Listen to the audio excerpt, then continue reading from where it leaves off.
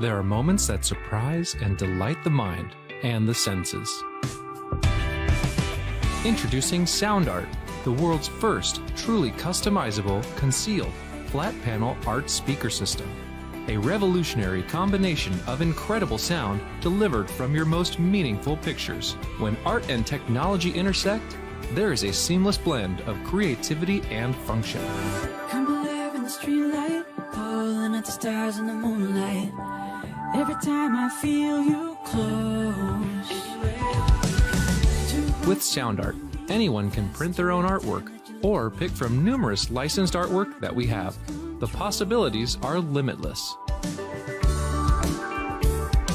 Enjoy beautiful and amazing sound throughout your home. The entire surface of your artwork generates incredibly robust sound. Your art never sounded so good.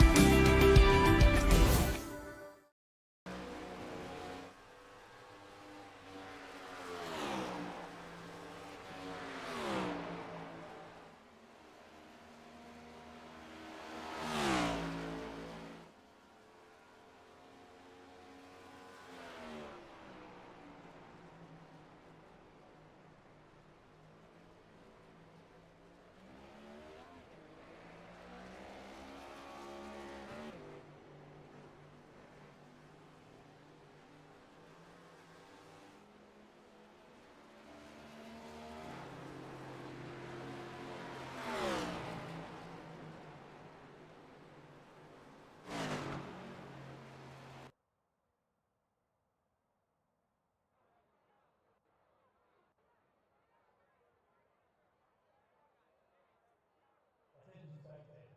When the driver opens the center ashtray marked license plate BMT2168, please move your car. You are illegally parked. Once again, silver hash, license BMT.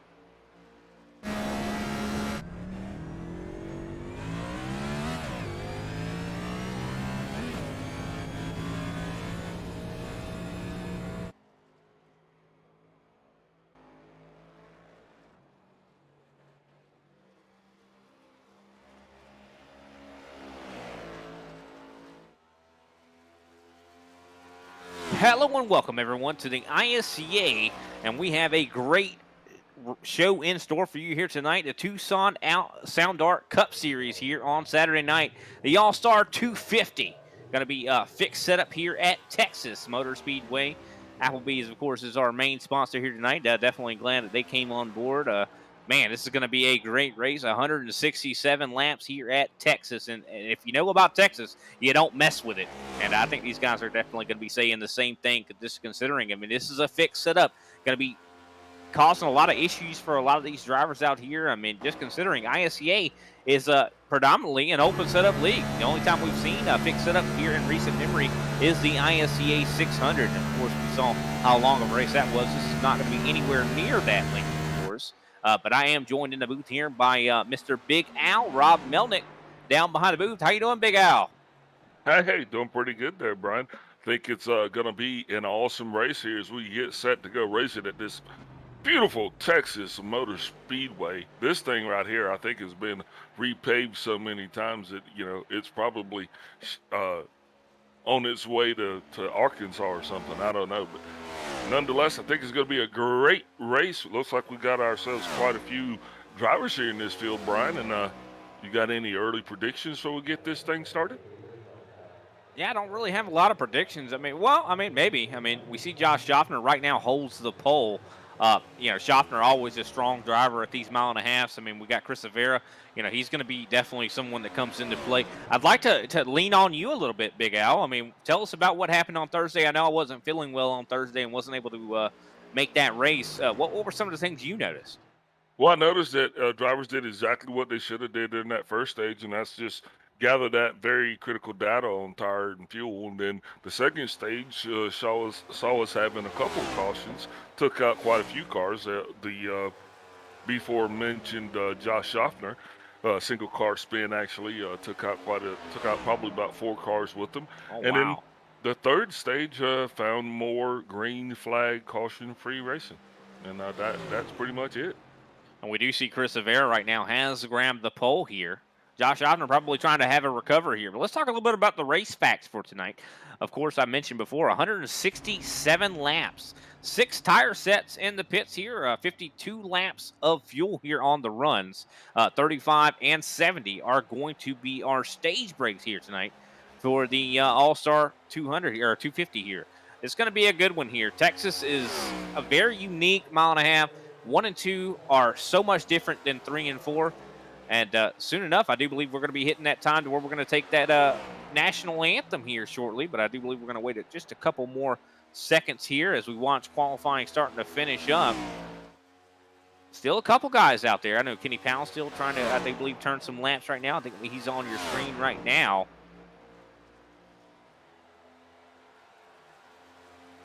And now 30 seconds left in qualifying. Let's go ahead and take that break and go listen to the national anthem.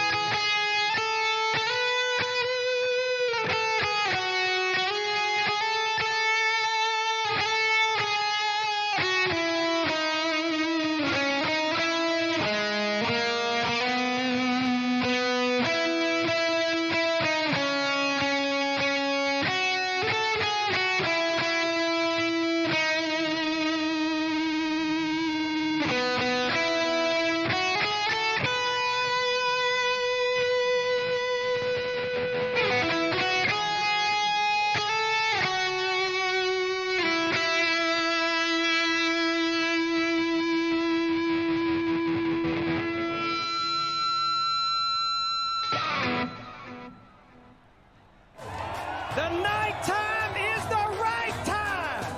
Remember what I told all my drivers? Reach up there and pull those belts tight. One more time. Drivers, start your engines. And we are back. We do appreciate that wonderful rendition of the Star Spangled Banner there. Definitely excited to see this racing here tonight, Texas, as we have the field set. Chris Rivera going to be starting from the pole. Josh Schaffner in second place. John Mullins getting himself a third place start here. Jose Acosta going to be starting in fourth. Chris Johnson in fifth place. Sixth place, Greg Wachinski. Seventh place, Frank Flores. Eighth place, Kenny Powell. Ninth place, Travis Manning. 10th place, Eric Kling. And Mr. Big Al has the rest of the top 10 ready for you, or the rest of the field ready, I should say. Sal Kieslowski is going to be there in 11th place with Paul Olson, his teammate, starting alongside him in 12th. 13th place is going to show Gary Adamson in that 36 Ford. Alongside him is going to be Andrew Layton in that 25 Chevrolet. Coming in at 15th, we got Kyle Green. Alongside of him is going to be Derek Jacobs in that 27 Chevrolet. And looking at that, I saw Kyle Green. Looks like a name that looks very familiar to me. That was kind of something that I was thinking about earlier, Big Al.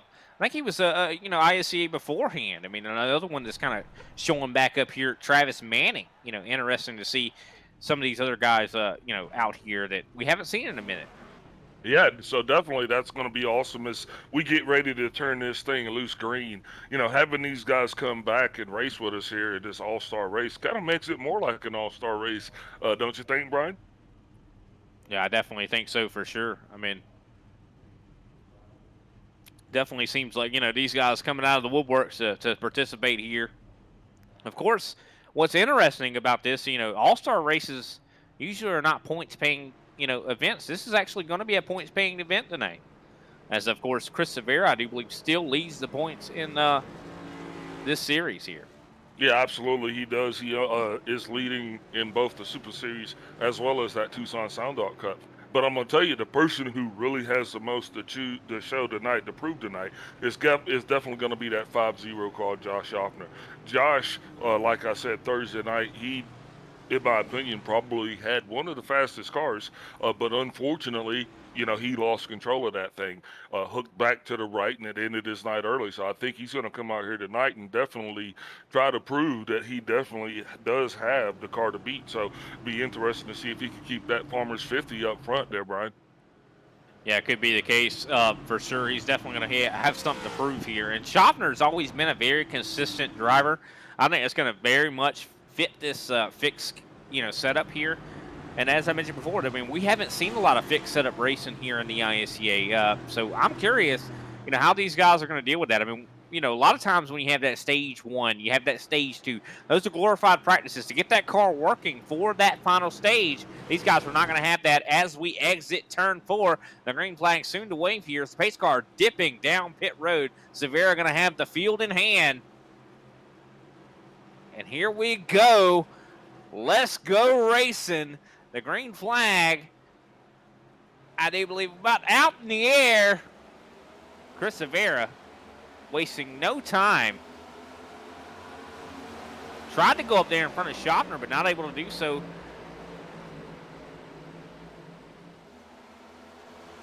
Yeah, and we are green flag racing, so it's going to be these guys right now at this point in the race, Brian. I think everybody should be getting ready to get in single file so they can actually, like we said, just the first stage is going to be about gathering that fuel and tire data. Now, the one thing that happened on Thursday night is when we got to green flag pit stops, everyone pitted at the same time. The only exception was, I believe, Al Keselowski, who was a lap down. But now, Chris Severa showing the way here as we got that first lap in the books here. Lap 2, 167 on the way. That's an interesting thing you just mentioned there. Like, everyone pitted at the same time. You think that's because of the fixed setup? But, usually these guys, have varying setups that kind of would make you want to, pit at different times. And when we saw, I hate to harken back to a different, broadcast, the Juggernaut Truck Series on Wednesday, when we saw a lot of guys pit on different sequences there just because, someone has a long-run car. I think that really what we're going to see here is maybe not when it comes to the setup. It's going to be more who has the long-run driving ability, who has that ability to have that willpower, patience, if you will. Well, that willpower right now is going to show that 4-2 car of Jose Acosta coming to go by Josh Schaffner on the inside. Also taking that 48 car, Chris Johnson with him. Chris Johnson, a familiar face here in the Tucson Sound Art Saturday Series. But it's interesting that Schaffner actually has fallen back like that. I don't know if he had Josh Schaffner into the wall. That's going to bring out the caution. Cars still wrecking. Right there, exactly what happened to him on Thursday night has actually occurred again here on Saturday. Jose Acosta still in the middle of the racetrack. Definitely want to take a quick look back at this and see exactly what happened. I think it was Jose Acosta. Was it Josh Schaffner? Oh, no, it was Jose Acosta. Thank you for the correction. Man, I was getting ready to say, I was like, Josh Schaffner, no. Yeah, there it is. Look at that. Loosen this out of the exit of the corner, right on the exit there. Oh. Yeah, it looks like he just started to get a little bit loose, and Chris D. Johnson putting the nose of that 48 right there in the back of that 42, and that's going to be some significant damage for Jose Acosta, and that's unfortunate for that camp as he was actually marching through that field trying to get himself a good, strong, solid performance. So Let's see how many cars were actually involved in that, Brian. Yeah, I want to see the rest of what happened here. We saw Johnson. I mean, I think he got the least of it. The guys that were behind Acosta, I think, got the worst. Or, behind Christy Johnson, got the worst of it. Who was that? Let's see here. Oh, yeah, I'd like to take a view a little bit further back. There Maybe is Greg Wychinski. We look at Josh Schaffner right there. He might have been involved in it, really, truly. Yep, Josh Schaffner. Yep, there is Schaffner. He had some contact with that inside wall. It doesn't look like it was too significant. A lot of smoke, though. A lot of smoke. And so these guys are all finding themselves on pit road. That caution came out very early here in the first stage. It wasn't something that I think I was expecting. Well, I was not expecting it either, for sure. Yeah, man. And that did affect some. Looks like at least we got 5 cars on pit road. So out of the field that we had, when you got 5 cars involved in calamity that early on, that's gonna make for a long night, Brian. This being a points event, it's gonna be interesting to see how many of these guys actually stick it out and keep riding around trying to just put points on the board, But unfortunately, you only really have the opportunities for the first and second stage points to actually gain any ground. So it's gonna be interesting to see how this plays out. I mean, you see Jose Acosta still on pit road. I mean, he's been on there for over a minute now. So that is definitely going to be a lot of time he's going to be spending down there to try to get that ride corrected. I mean, we saw Chris Johnson. I wouldn't say that was necessarily his fault. I think it was just mostly, Jose got loose in the center of the corner. I think that's more of a point to how easy it is when you lose it for those guys behind you to not be able to react in time here.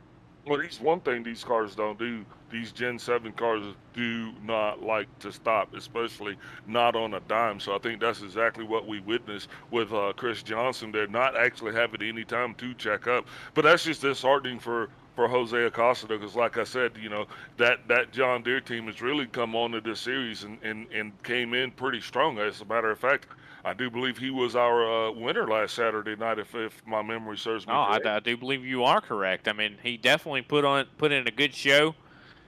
Has been really, really fast, and unfortunate to see already in this All-Star race. He is an All-Star, and unfortunately to see him out so early here as the pace car lights are out. We're on the back stretch. Guys trying to warm some tires. We do see, interesting though, we were just at Darlington a couple weeks ago, and we still see some throwback schemes out there. Terry Labonte, who's that back there? Hey, man, nothing wrong with a good throwback, you know what I mean? So, like you said, lights are out on the pace car. Looks like we're getting ready to take this thing green, racing again. But unfortunately, we still got a couple cars camped out there on pit road. One of those is going to be that 5 car, Greg Wychinski. He's up there trying to get some damage repaired that he took early on. If you look way back there to the back of that line, you'll see the driver who started opposite of Chris Severa on the initial wave of the green flag, Josh Schaffner. Severa wasted no time to get that good one. So early.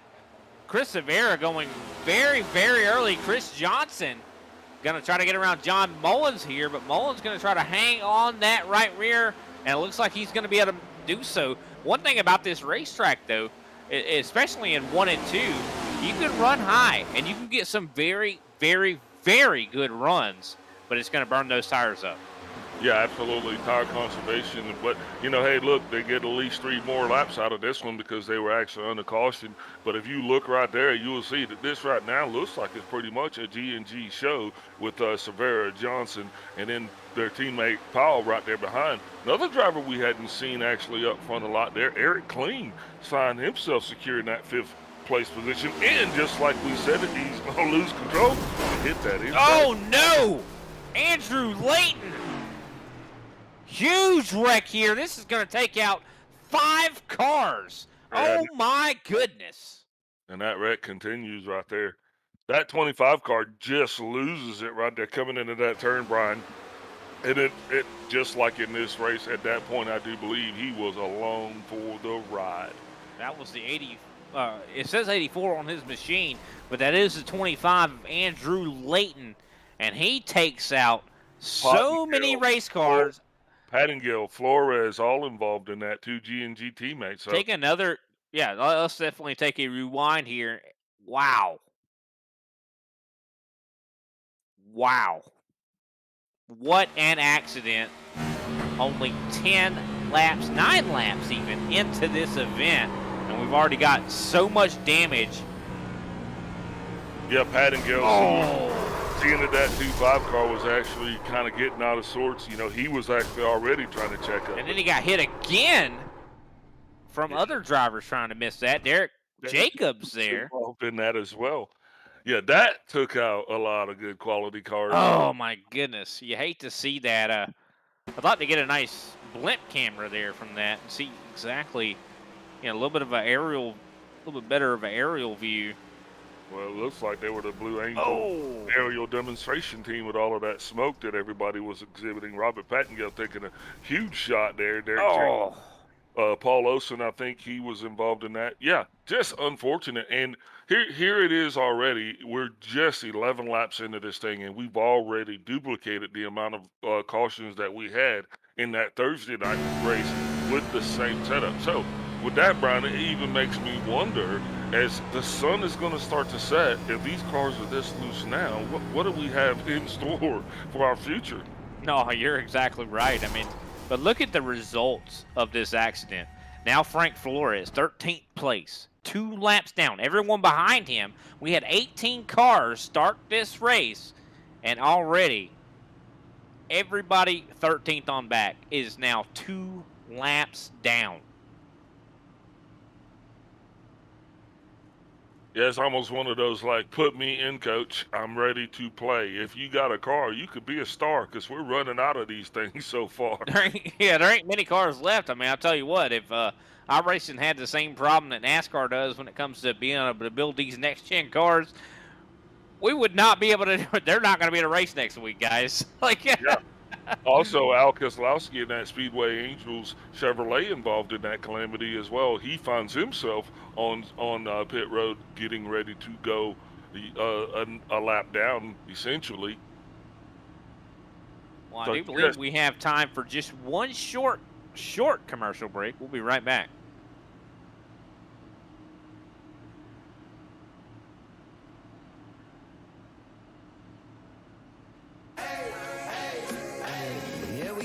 Like Applebee's on a date night. Got that Bourbon Street steak with the Oreo shake and some whipped cream on the top two. 2 straws, 1 check, girl, I got you. Bougie like Natty in the styrofoam. Squeaking in the truck bed all the way home. Some Alabama jammer, she my Dixieland delight. That's how we do, fancy like.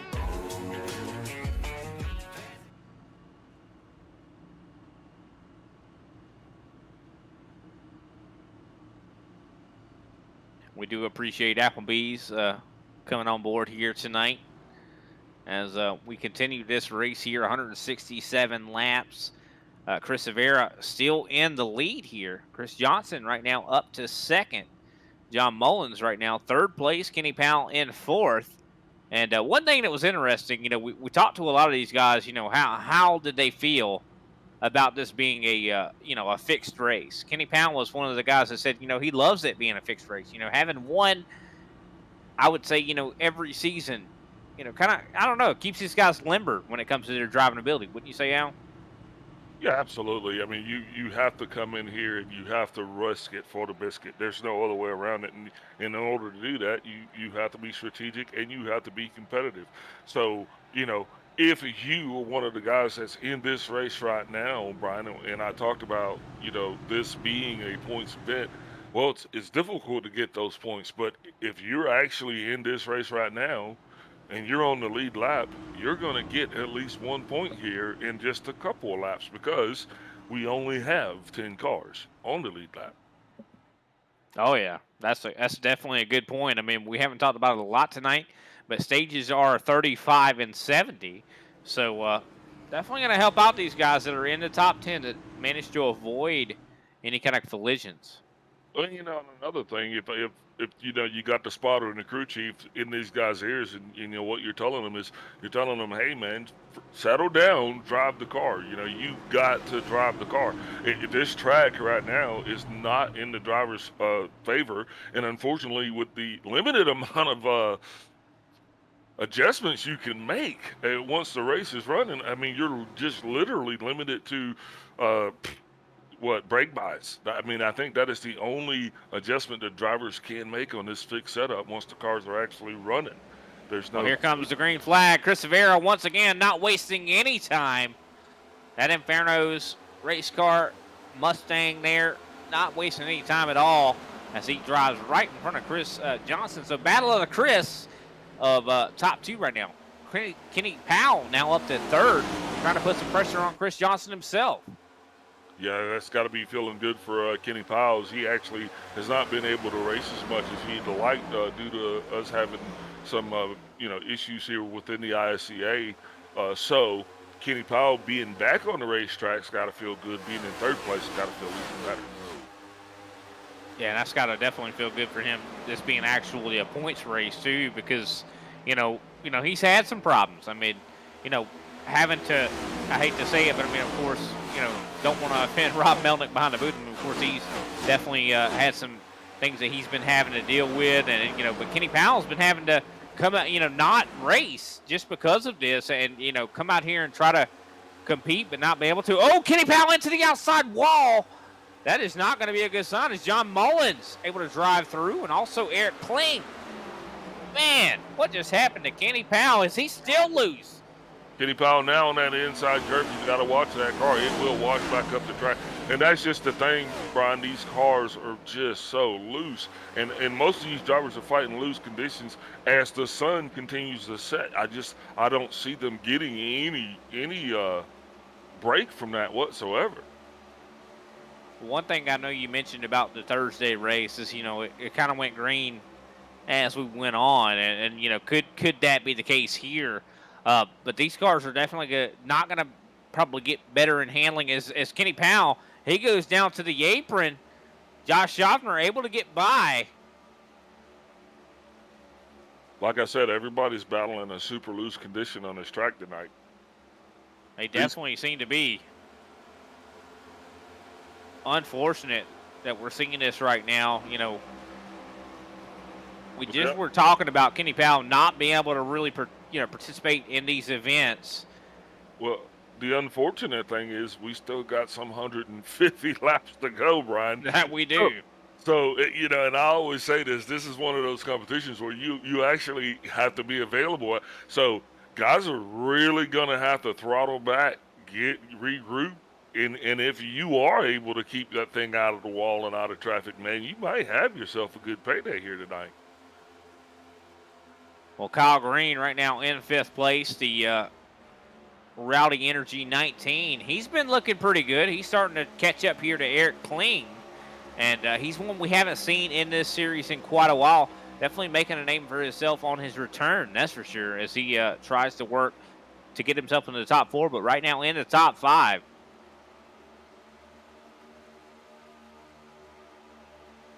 You also see John Mullins up there in third.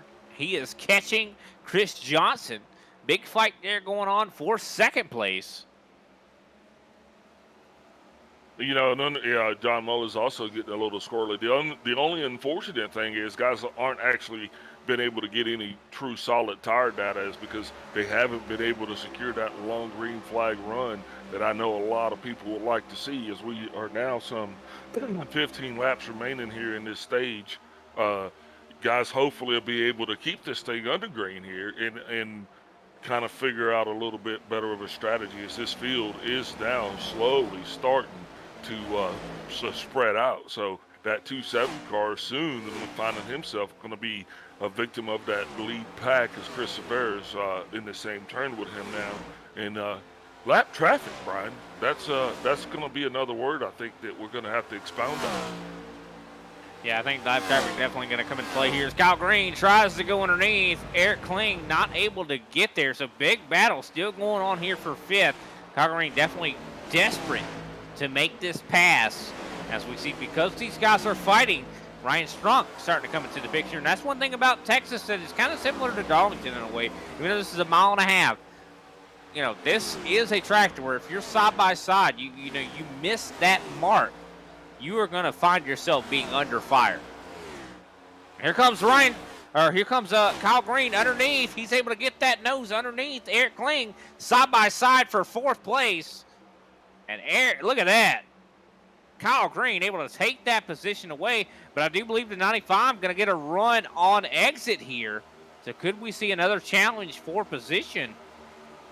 That's one thing about Texas I think we saw on Wednesday, Big Al, was, we saw a lot of guys able to, you could make that pass, yes, but can you keep it out of 2? Yeah. Sometimes the passes on this track actually take, a lap. You know what I mean? As we are coming into that lap traffic, that 27 car, just that's going to be an issue here later on as we get to going because, what we're talking about right now, not a lot of places to pass on this track. So you will start to see those guys, the slower traffic will push up, and you will start to see those guys use them as a provisional pick, I guess. 100%, but Josh Schaffner starting to catch up here to Ryan Strunk. Schaffner right now in 6th place, able to get around Eric Kling here. So, because that's one thing we talked about before is, or in another broadcast, I know these guys able to make passes because, if you do go a little high, you let that other guy go, there's probably going to be someone waiting in the wings trying to take advantage of that. And I think that's what Schaffner and Strunk did to get around Eric Kling once Kyle Green was able to get around. Yeah, absolutely. With 10 to go, though, Brian, I think at this point I'm just trying to keep that thing clean, keep it out of the wall, keep it out of the grass, keep it on the track. Severa, right now, though, having his hands full as it looks like that leader is slowly getting, company. He definitely is getting company right now. Looking at lap times, Chris Johnson, 30.25 last time by, and that is 0.2 faster than what Chris Severa's lap time was. So I think that, Chris Johnson definitely could make something happen here. One thing about it, though, I think we've seen quite a bit, even at these mile and a halves, you try to make that pass, you're going to hit that wall of air. Yeah, absolutely, but it is go time. And Brian, you got to actually see if not only you can catch that guy, but put pressure on him, too, and then try to pass him number 3. Because you don't know until you go, right? Oh, you definitely don't know until you go, and I think that's what Chris Johnson has in his mind right now is he's going to be trying to make something happen here on Chris Severa. Yeah, I hadn't seen Chris Johnson in this Saturday night series for a while, so it's actually good to see him back in here. It's good to see him back up front. That these Mustangs, man, that just makes my heart feel all warm inside, Brian. I don't think you even understand. I really don't.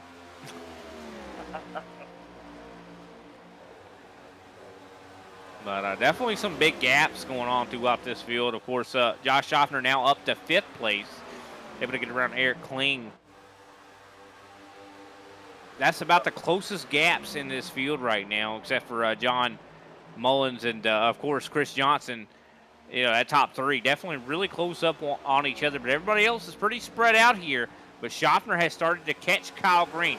We saw Schaffner was involved in an accident earlier in this race. Now has starting to have a resurgence here as we're getting closer and closer to 5 to go.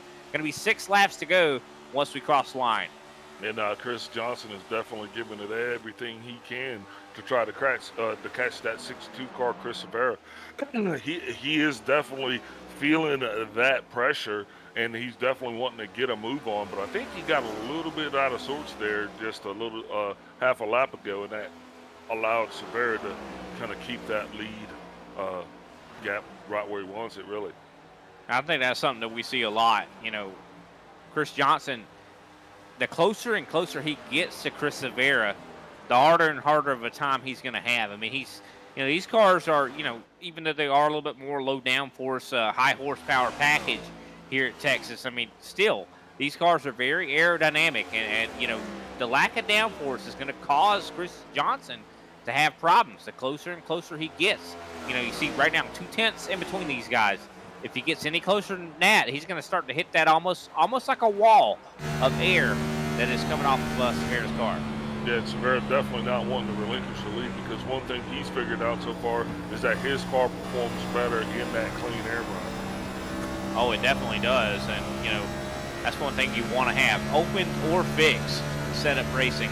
You want to have clean air, no matter what. Now, you know, if you're in the lead, you're the one. Yeah, I understand that you're the one that is cutting through that air. You're the one that's actually wasting that fuel. You know, fuel economy wise, yes, he has the disadvantage. But when it comes to handling at a track like Texas, it's very important. Just like you know, last week in Kansas, it was very important. And I think Severa probably going to have this thing lined up here. Is 2 laps to go once he crosses those line, as he's on the backstretch right now. And Johnson has just not been able to close in. No, and Johnson's been giving it everything he can, believe you me on that, but just not quite enough to get it done here tonight. But as we get ready to put stage 1 in the books, as we're coming to the white flag right here, or the green-white checker, it's just awesome that we got guys like John Mullen sitting up here in 3rd place. Kyle Green, guy coming back here making an appearance in his 5th. Eric Kling, 6th. Gary Adamson up there in 7th. And look, Kenny Powell, 9th. Paul Olsen going to pick up a very vital point here for the stage at the end of the stage. So that's awesome for guys actually be able to make some money here, Brian. Yeah, it'd be good to, you know, that caution to come out. Some of these guys be able to get that lap back. You mentioned Gary Adamson. You know, he's been doing a great job starting to catch up here to Eric Kling, trying to take up that 6th place position. Just not able to do so here as we have the white flag for the stage. Chris Severa exiting turn 4, going to take home the stage win here.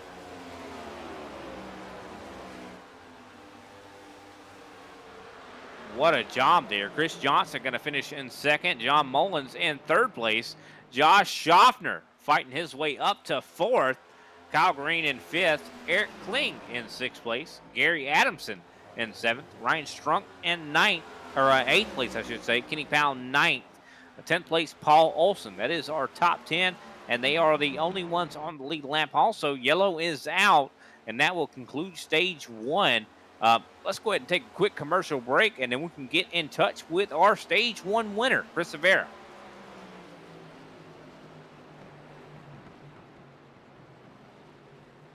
There are moments that surprise and delight the mind and the senses.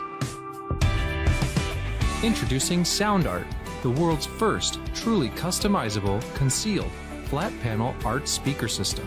A revolutionary combination of incredible sound delivered from your most meaningful pictures. When art and technology intersect, there is a seamless blend of creativity and function. Come alive in the streetlight, pulling at the stars in the moonlight. Every time I feel you close. With Sound Art, anyone can print their own artwork or pick from numerous licensed artwork that we have. The possibilities are limitless. Enjoy beautiful and amazing sound throughout your home. The entire surface of your artwork generates incredibly robust sound. Your art never sounded so good.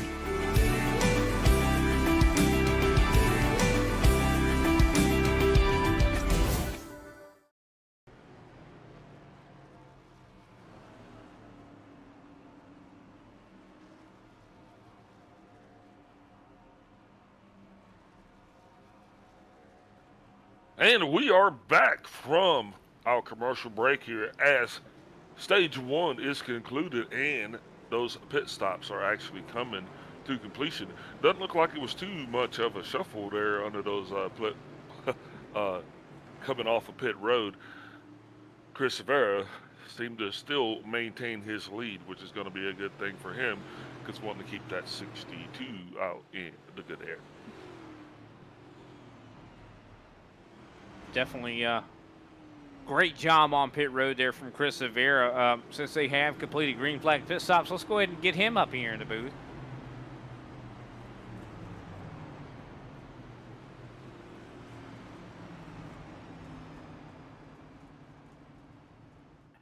Do apologize. We got Chris Severa right now in the booth. Chris, stage 1 victory. You saw Chris Johnson was starting to catch up to you there. How are you feeling about the clean versus dirty air tonight? I can't really tell too much about the dirty air. There's no, with this car, how important clean air is. I was definitely trying to save the right front, but it did not feel very good there at the end. So we'll see. We'll just try and stay out front here, and hopefully we can keep that clean air advantage.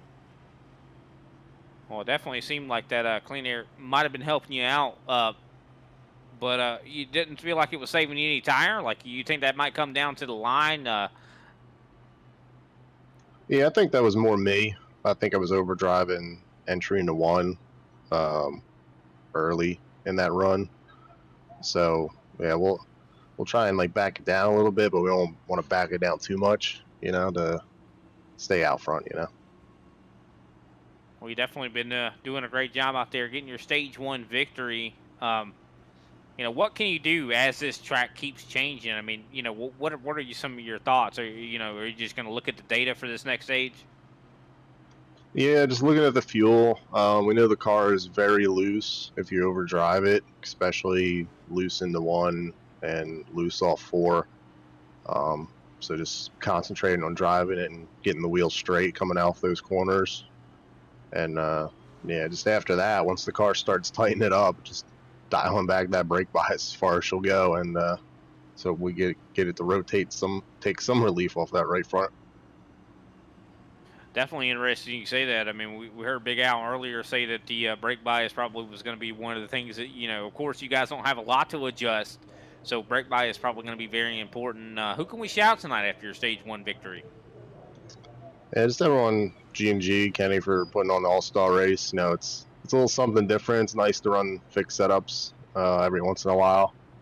But yeah, it's just it's nice having something different put on to throw a little twist in the schedule. I like it. I'm a big fan. All right. Definitely look like a big fan here. Hopefully you get stage 2 also. Good luck to you, Chris. Thank you, Brian. Stay cute up there.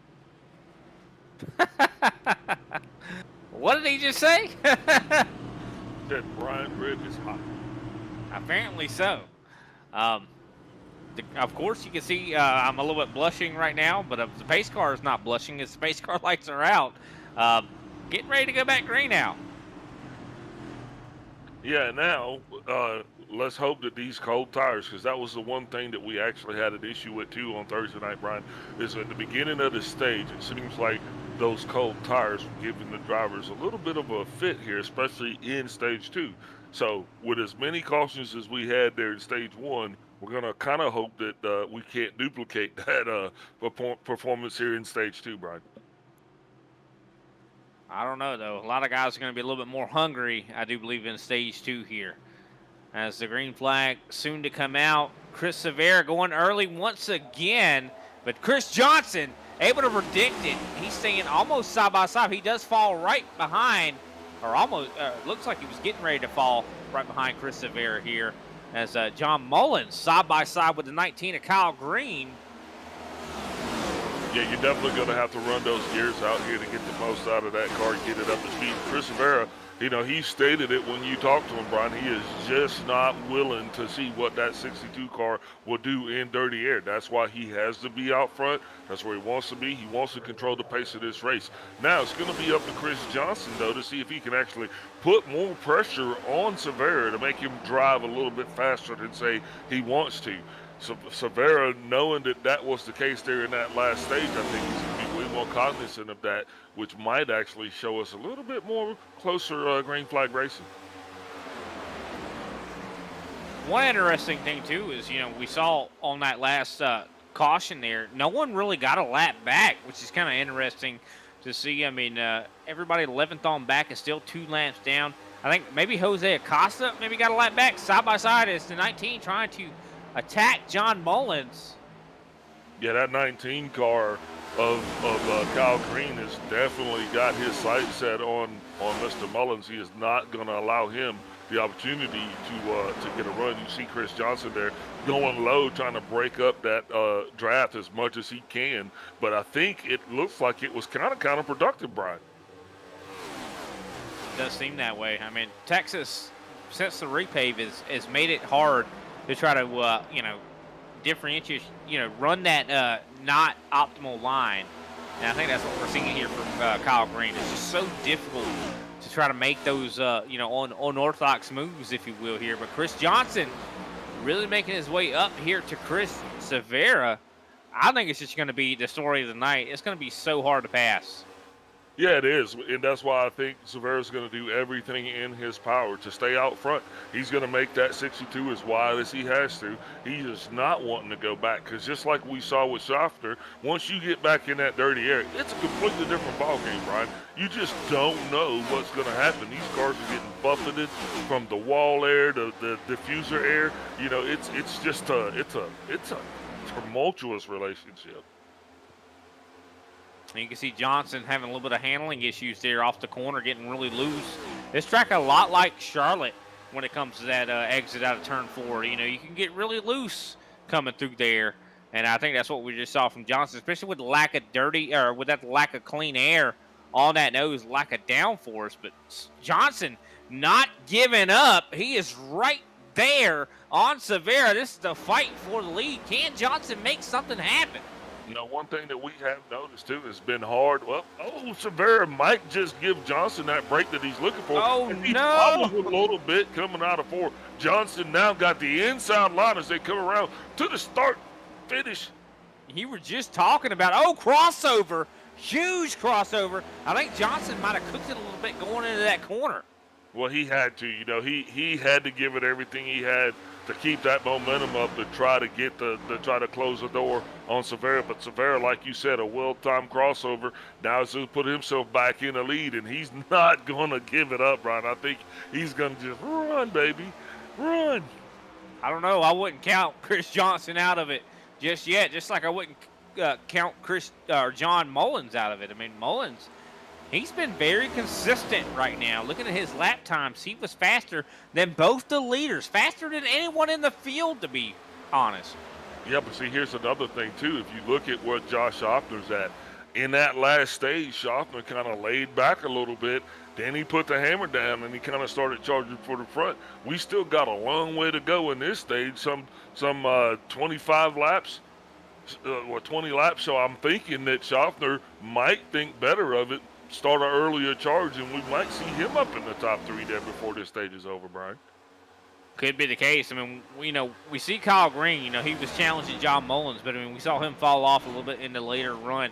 So, Josh Schaffner, I think, is definitely the one to really keep an eye on. We know he's, the corn man's really good at being consistent. And, I think that, I don't know if corn has nutrients that, fosters consistency. What do you think? Corn has no nutrients, Brian. I don't think it has any dietary value. Don't tell them I said that, but, the big thing is these lead 3 are actually making it real tough on each other. I'm pretty sure corn is like the leading agricultural product in the world. And I think the sad part about it is that it has no nutritional value, Brian. And it's still sad to see. It's in everything. You know what I mean? Corn is in everything. Corn syrup, corn byproducts, corn's in everything. Well, hopefully, Josh Schaffner, we do apologize if you watch back on this broadcast. I hate it for you. As there goes Derek Jacobs getting ready to go another lap down. Now going to be 3 laps down. But that's just another thing that you're going to run into because, like I was saying, that lap traffic is going to be a factor, because these guys are going to have to get around these guys at some point, So, Derek Jacobs, 3 laps down, 11th place, lucky dog contender. Paul Olsen, if he keeps doing what he's doing right now, he's going to win another stage point. Yeah, and he's still got a ways to go until he goes a lap down. But, it's one of them deals. Like you said, lap traffic is going to come into play. And at a track like this, you think mile and a half, you could probably go anywhere to get around lap traffic. But this is a track where it is very line sensitive.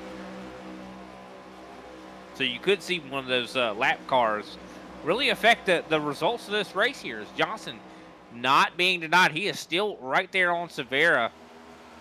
I'm just curious, that clean air, and we even talked to Severa.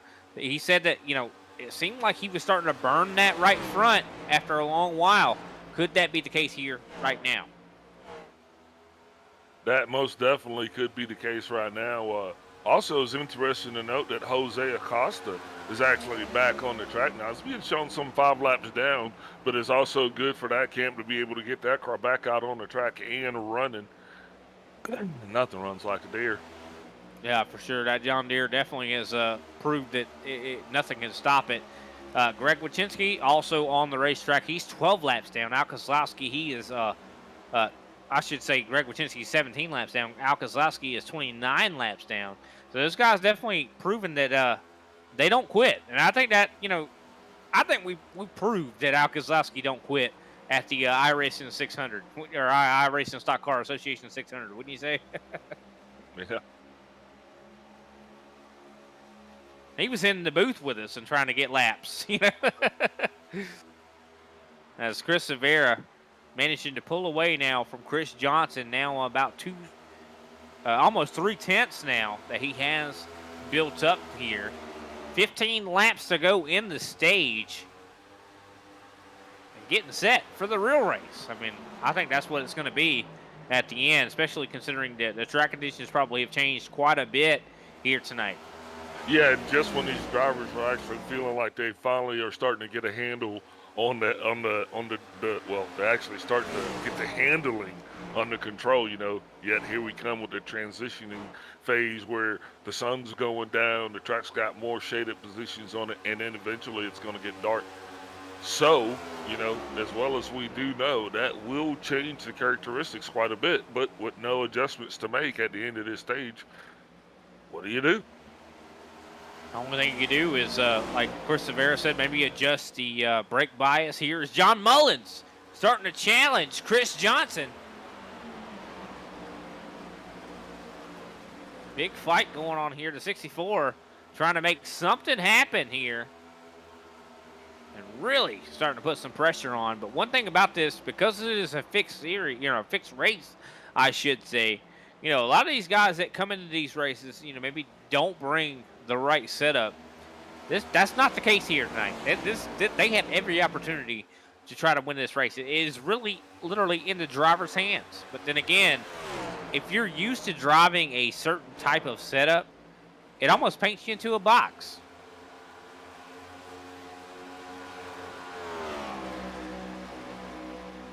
As we see the fight, John Mullins still trying to catch up here to Chris Johnson, but I think still coming into play is that dirty air. You see Mullins, every time he starts to catch up here to that 48, he starts to get a little bit slower or a little bit looser, maybe having to modulate that throttle a little bit more.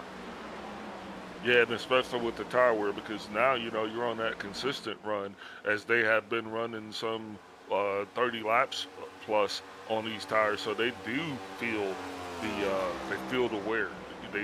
Not 30, but this will be 25 laps, so yeah, at 25 laps, you're starting to feel it a little bit, Brian. You know that. You definitely are. Just considering, look at the lap time fall off we've seen so far. Best laps from Chris Severa himself. He hasn't been falling off near as much as a lot of these guys have. But, look at him. He has, his best time, 30.236 versus a 31.013. So, that is almost a second of fall off. Yeah, he did say he had abused that right front tire there on that last stage. Now, he might actually not have that problem. I don't know. Sometimes it's kind of harder when you're just by yourself than it is once you got somebody right on you to kind of gauge this thing. But at this point, Chris Severa is really just running his own race at his own pace. He's pulling away, yeah.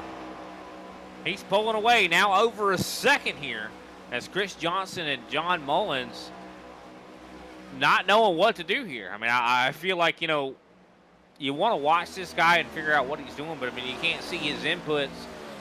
So, these guys are just going to have to guess on how to really make something happen. As now I do believe they're even out of the draft.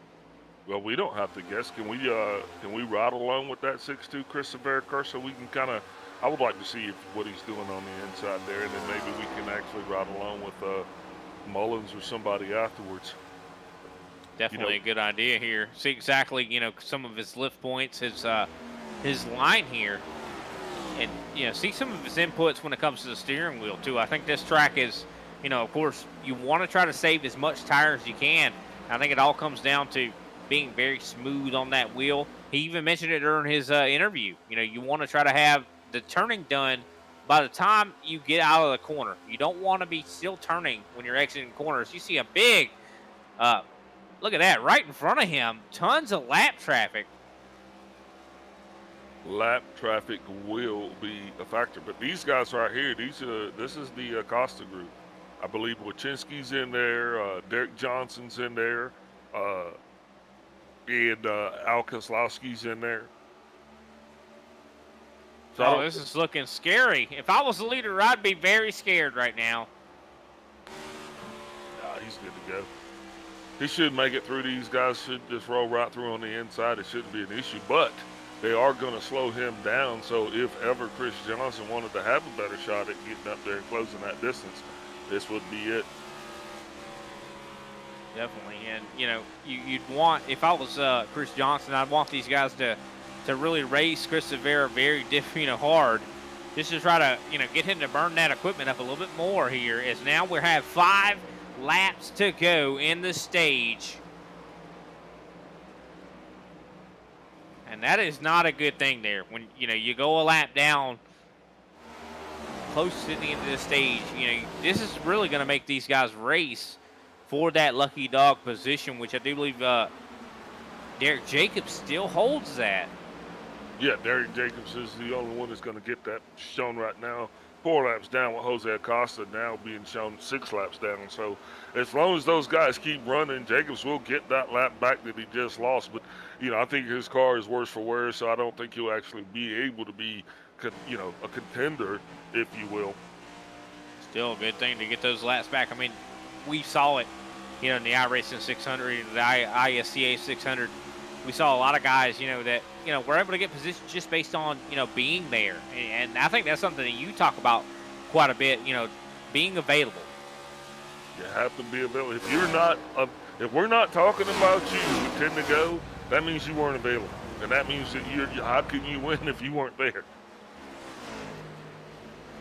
And now Chris Rivera out to 1.6 seconds here. Yeah, Chris Rivera definitely putting on the clinic here tonight with his 6 setup. He has the line. I don't know if he's clutching it, I don't know, but whatever he's doing is definitely working.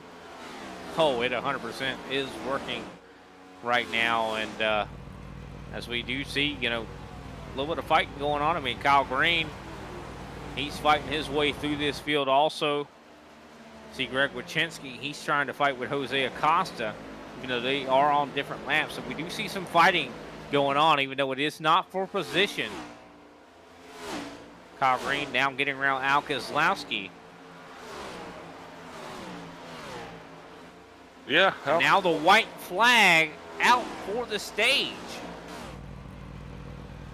Yep, Chris Rivera just has to make but a few more turns around this 1.5-mile track, and then he will be our stage 2 winner. And like when you asked him earlier, what he thought about the dirty air, I don't think he knows. He hasn't been there. He's only been out front for this whole race. So, well, I mean, he was there for a minute. He was there for a little bit, I should say. I mean, whenever Chris Johnson made that move, and that was such a crucial move, but Rivera was able to do that, important crossover. But I'll tell you what, Mullins, he does have a shot for second right now. Well, he doesn't anymore, of course, since the stage is over. But, I mean, Mullins has been a picture of consistency. That last time by, he was a couple tenths faster than Johnson. So I think Mullins not out of the picture here yet. This is going to be a very important pit stop here, a Big Al, just considering, this is going to be the pit stop that sets you up for the final stage here. As Chris Rivera wins stage 2, Chris Johnson second place, John Mullins in third, Kyle Green in fourth place, Josh Schaffner in fifth, Eric Klink in sixth place, Ryan Strunk seventh place, Gary Adamson in eighth, Kenny Powell ninth, Paul Olson rounding out our top 10, and those are our stage points here for tonight. And I do believe we will go ahead and take a quick step away, and we'll be right back. And I do believe we'll talk to Chris Johnson.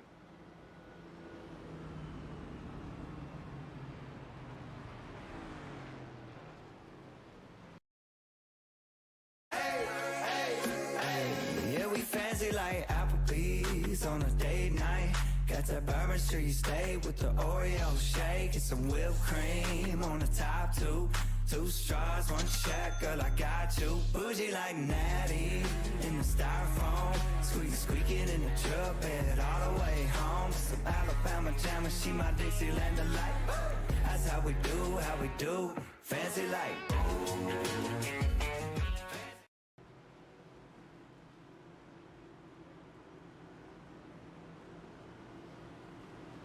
And we are back. Pit stops are underway. And as we were talking about while we were on our break, this is the pit stop for the money. These guys definitely going to want to try to make as best a pit stop as they can. This is the best opportunity for you to make up any positions, get that damage fixed.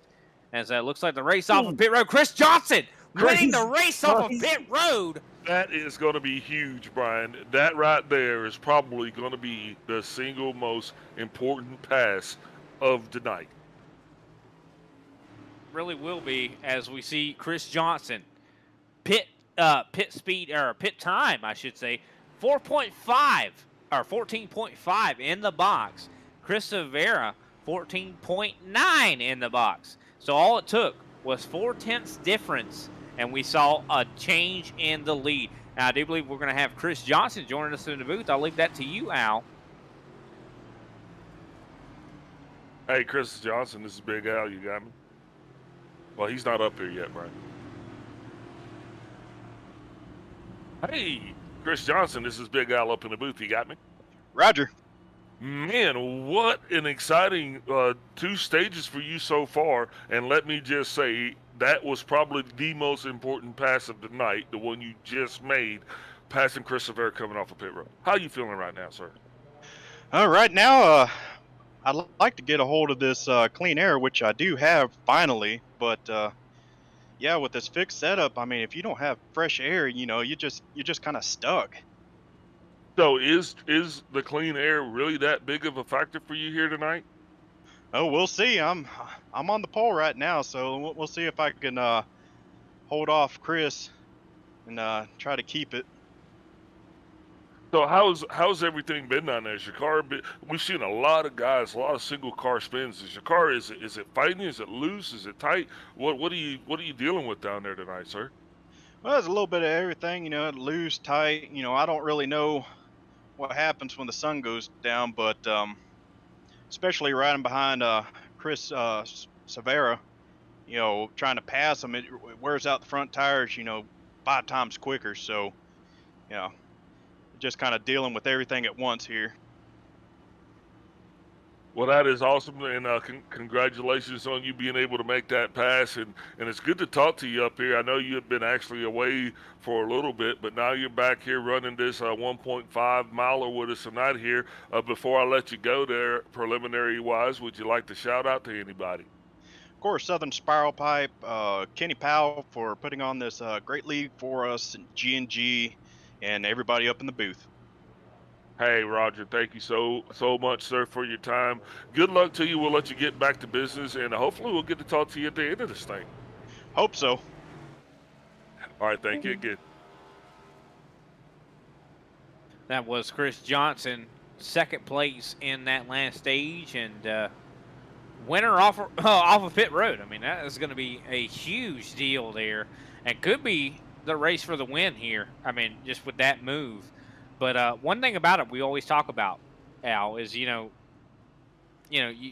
talk about that guy, being in clean air the whole race and then having to go into the dirty air. It affects his race car, how it handles. How is this going to affect Chris Johnson, though? He has not been in the clean air. He doesn't know. And even more important than that, how much is he going to push that car to try to get back to the clean air? Because, so the thing is, Chris Johnson is going to nail it on the start. That's got to be his thing. He has to wait for the pace car, and he has to get Severa sleeping in order to secure that. Because Severa's going to be coming at him with the strength of the Mongolian horde behind him. So... and he's going to feel like he's being stalked by Genghis Khan. So he's going to he's going to want to get out there, get out front, make it wide, and hold on to that lead at all costs. Hold on for dear life. I mean, we saw Johnson, make that attempt at a crossover You know, I would assume we're probably going to see that again here from Severa. Yep, Johnson wasting no time getting that 48 car on the move. And like I said, here he comes around that turn, and he's got to give it everything he's got to make it go down the backstretch. This is going to be the most frustrating thing for him right now. Is just trying to make. Oh, Kenny Powell into the inside wall. No caution out on the racetrack just yet. And Oh, we my still word. green flag racing. Powell. That's not going to be good for him. He has struggled tonight with handling. But like I said, Brian, as soon as we come back with fresh tires, fresh cold tires, these cars get really loose. You can see it right there with Kenny Powell as Kyle Green up in the top three here, fighting with John Mullins. John Mullins, oh, big wiggle there from Ryan Strunk. He gets loose onto the apron, able to save it. Yeah, and unfortunately, though, these seconds are going to be the ones that you're going to not get back. These are the breaks. Chris Severa giving it everything he has. A little drift action there coming around for us as he's got his sights set on the leader, trying to close that gap. But I think we're starting to see the advantage that Clean Air has, Brian, as since Chris D. Johnson. Loose. He's wiggling there. Yeah, because he's got the hammer down on that thing. He's driving it out of the turns faster. You know, he's driving it into the turns deeper. He's trying to do everything he can to close that gap with Johnson. But I think we're seeing what the advantage is of Clean Air. Especially, lack of clean air. They're coming across that infield. He's going to wash back up onto the track. Looks like he has that 5-0 call under control, but he's going to lose valuable time. Oh, my word. Saw him riding right through the grass. That's going to put Eric Kling up to the 5th position. Yeah, like I said, those seconds are valuable seconds because you don't have the opportunity to get that time back, barring some kind of a late race penalty or caution, and I don't think that's going to happen. No one is really putting themselves in the position to do that. As we see, Kenny Powell has that 2-4 car down on pit road. Probably had a meatball flag there with the contact maybe from the wall. Yeah, he definitely hit that wall very hard here. As we're looking at pace-wise, though, Severa, 30.419. John Mullins, though, 30.2. So, looks like some of these guys definitely slowing down a little bit. Some of these guys speeding up. As we see the leader, Chris Johnson. He's not hitting that quick of times, but I don't know. Last time by, that Clean Air definitely benefiting here.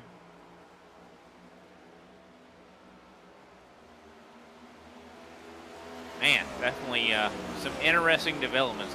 Looking at these guys while they're driving around this track, it looks like they are definitely dealing with a lot of air sensitivity issues right now. Right?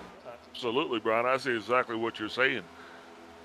But, the biggest thing is, and we talked about this, I mean, we said that it was going to come down to this. So here we are, you're in stage 3. Severa now's chasing Chris D. Johnson, not being able to catch him. And if you do catch him, still, it's another issue to pass him. Downforce is lacking when you're trying to pass. The closer and closer you get, I mean, it almost makes you, at least with Kansas, you could run that different line, and be out of his air. They don't have that opportunity here. I mean, this is Texas. This is almost a one-line racetrack. Even though they've widened it out, it still is pretty one-line, when it comes to what lines you can run here. And I think that kind of limits what you can do. So, I mean, at the, if we do see at the end of this thing, some guys able to catch someone, they're not able to pass them, could we see the frustration, the aggravation, maybe catch up with them and maybe they make decisions they wouldn't normally make? The biggest thing is going to be, and I'll talk about this as we get closer to those. Oh, Strunk having a problem. He's falling back to 8th here.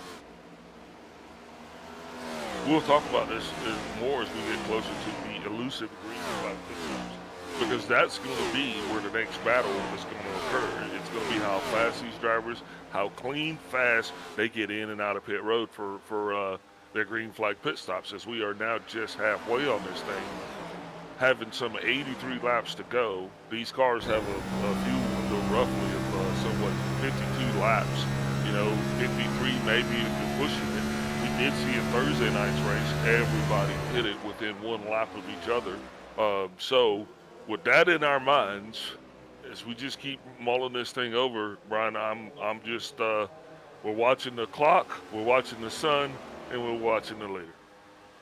We do see Ryan Strunk right now on the back here of Eric Kling fighting for that 7th position. Here we go, pass.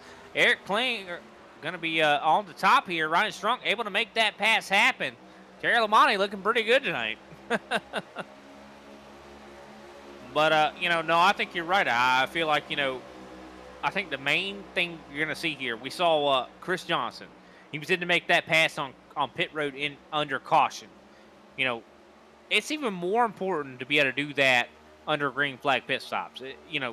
Those precious tenths equal a lot of distance on this racetrack.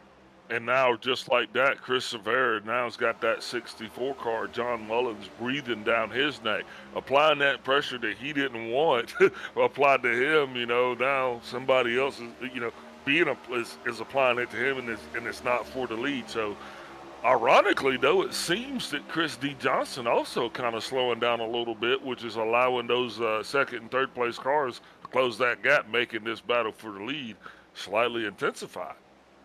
And I almost feel like Johnson probably taking it a little bit easier because he knows, one thing about being in the lead that we see a lot of guys making that mistake is, you're in the lead, you have that clean air, it's going to save your tires. You're the one that's setting the pace. I think Johnson realizes that and maybe is taking it a little bit easier to try to save that equipment. Yeah, you absolutely have to, because you don't get another go at it. You have to make it to the end of this thing. At least to the next pit stop. And if you wear your stuff out prior to that, it's not going to do you any favors to pit off sequence, so you got to try to make it last. Does seem like that's what he's trying to do right now in that 48, but pretty close here between first and second as Chris Severa now 1.63 behind Chris Johnson. So we talked about it before. One thing to catch, one thing to pass, and you're seeing that the handling is definitely suffering from Severa the closer he gets here, as John Mullins now once again caught up to the back end.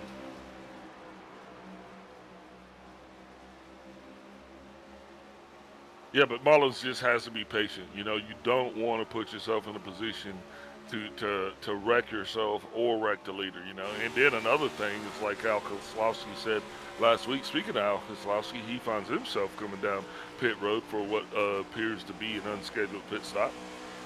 You think he might be calling it a night, Brian? It seems like it might be. I mean, he's 30 laps down, does not see any potential for that to change for him. Unfortunately, though, Kenny Powell is out of the race car. That could be some precious points that Al Keselowski could grab.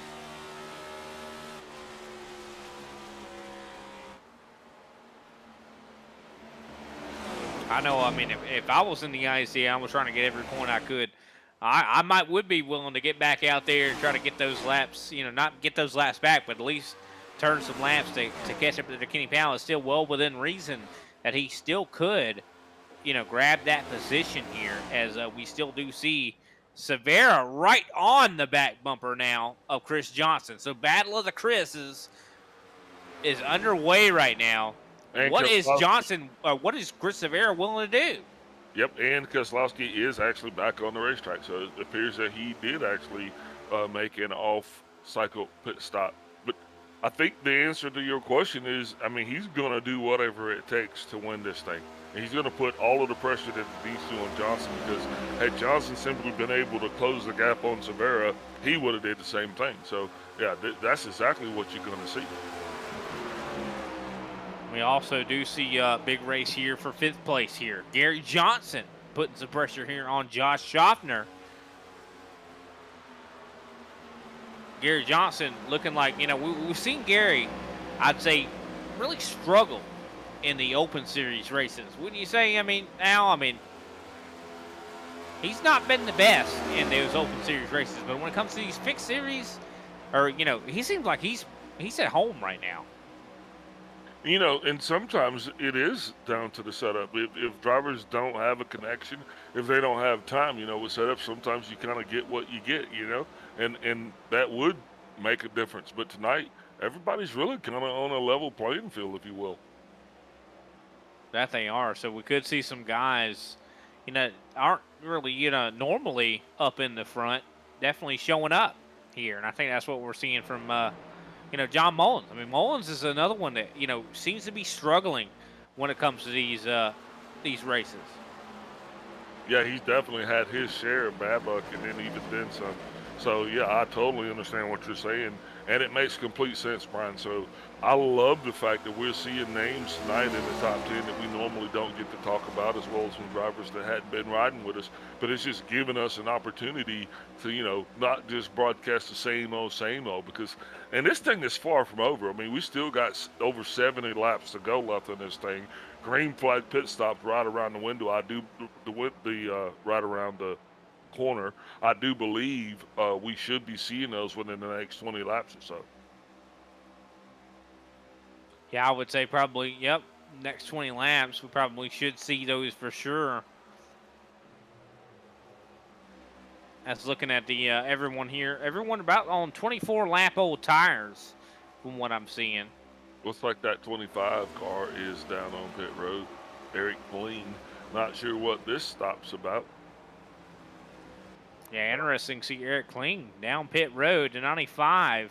Yeah, he had a little damage there, looks like on that right front fender, and I don't know if maybe that affected the handling of his car. It doesn't appear that they are changing tires, so I'm going to assume that he's getting damage fixed and will return here momentarily. Unfortunate. I mean, just considering, Eric Kling definitely a very quick race car driver, but Chris Johnson definitely benefiting from the clean air on the longer run. I mean, he now has 5/10, half a second right now on Chris Severa as this thing goes on. I mean, this is we're closing in on some of the longest runs we've seen here tonight. And yeah, and let's talk about Chris Johnson, because if you remember when Jose Acosta actually got into the wall there, it was Chris Johnson that had actually made that initial contact with him. So, and honestly, you and I were saying that he did, you said it, you said Chris Johnson actually, receiving a significant amount of contact and damage, but yet here he is, leading this thing, Brian. He is taking that car and put it up front and got it out front. Well, I think, I don't know if it was a misunderstanding, but I said Jose Acosta got the majority of the damage here. I think Chris Johnson definitely got out of that pretty easily compared to what he could have gotten. I mean, just like we saw on the screen there, we see the damage on the front of that machine, not actually too severe. And I think that's what's helping him. If he got a little bit more aero, very important, especially, maybe when you're not out, in dirty air, when you're in that clean air, definitely affects the handling of that machine.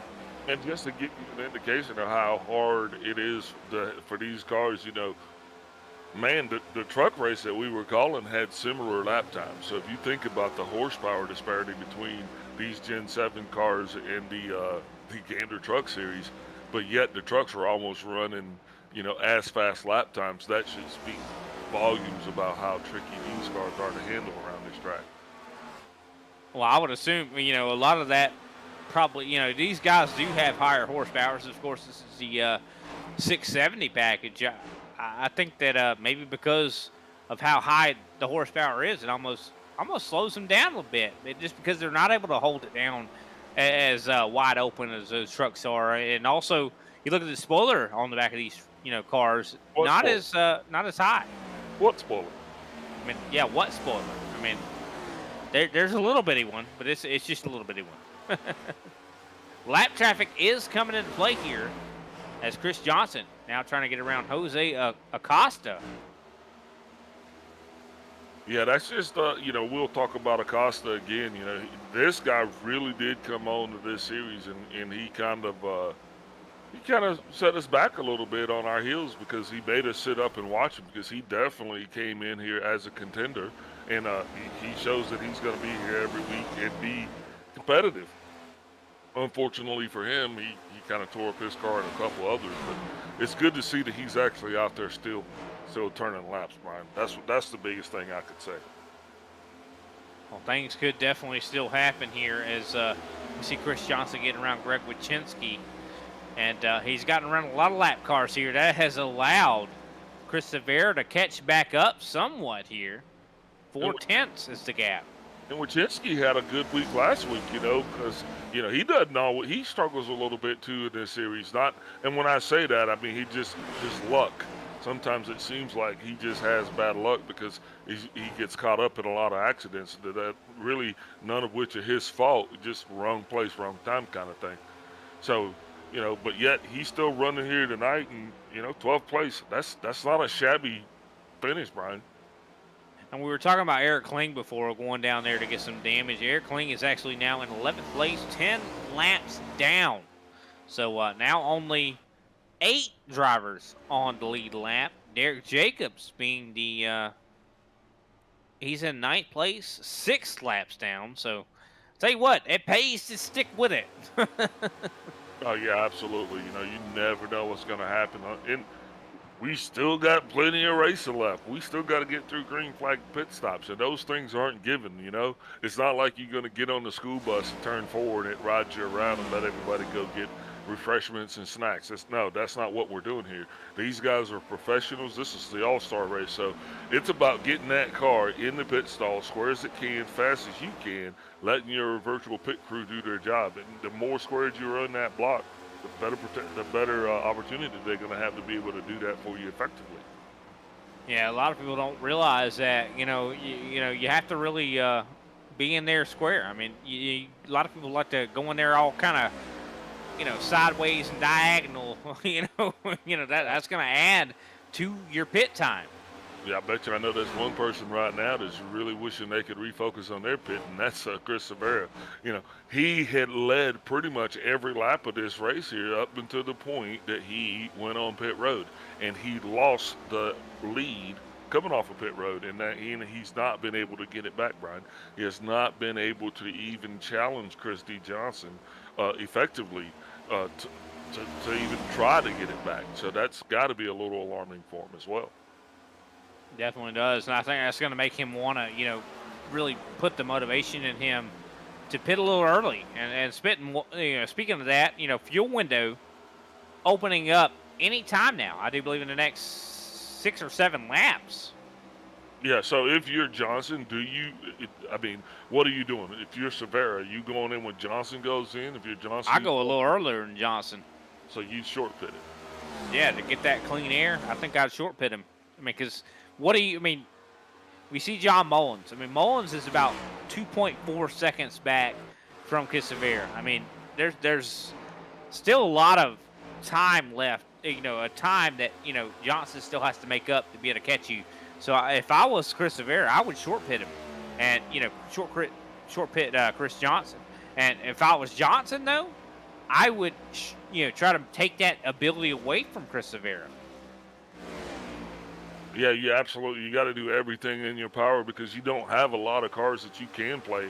So at this point, strategy, you're going to have to try to figure out everything you can in order to gain the advantage, Brian, because if you don't, you're not going to get back ahead. So it's going to be interesting to see what they do because that 64 car is now, he's falling back a little bit, and the leaders are even getting further away from him. Yeah, I think it's all about, how you're handling this lap traffic too. You see Johnson is having to deal with the same lap traffic these guys have, and but they've been dealing with it a lot better than he has. It's all about where you catch these guys in the in the corner at Texas here, and a lot of this is going to look a lot like what we see next week when we go to Charlotte. Yeah, these tracks are so similar, but it's just the same thing coming off Fort Texas, coming off Fort Charlotte. Coming off of pit road at Charlotte, though, definitely a lot more trickier than coming off of pit road here. So that might play into our factor because the one thing that 48 car doesn't want to see, he doesn't want to see a caution flag at this point. But I think if the caution were to fly now, though, Brian, we would be in that pit window, and the majority of these cars could actually make it the remainder of the way on fuel. So that officially means that that pit window is open. Yeah, I think it definitely is within the realm of possibilities that these guys could make it from here.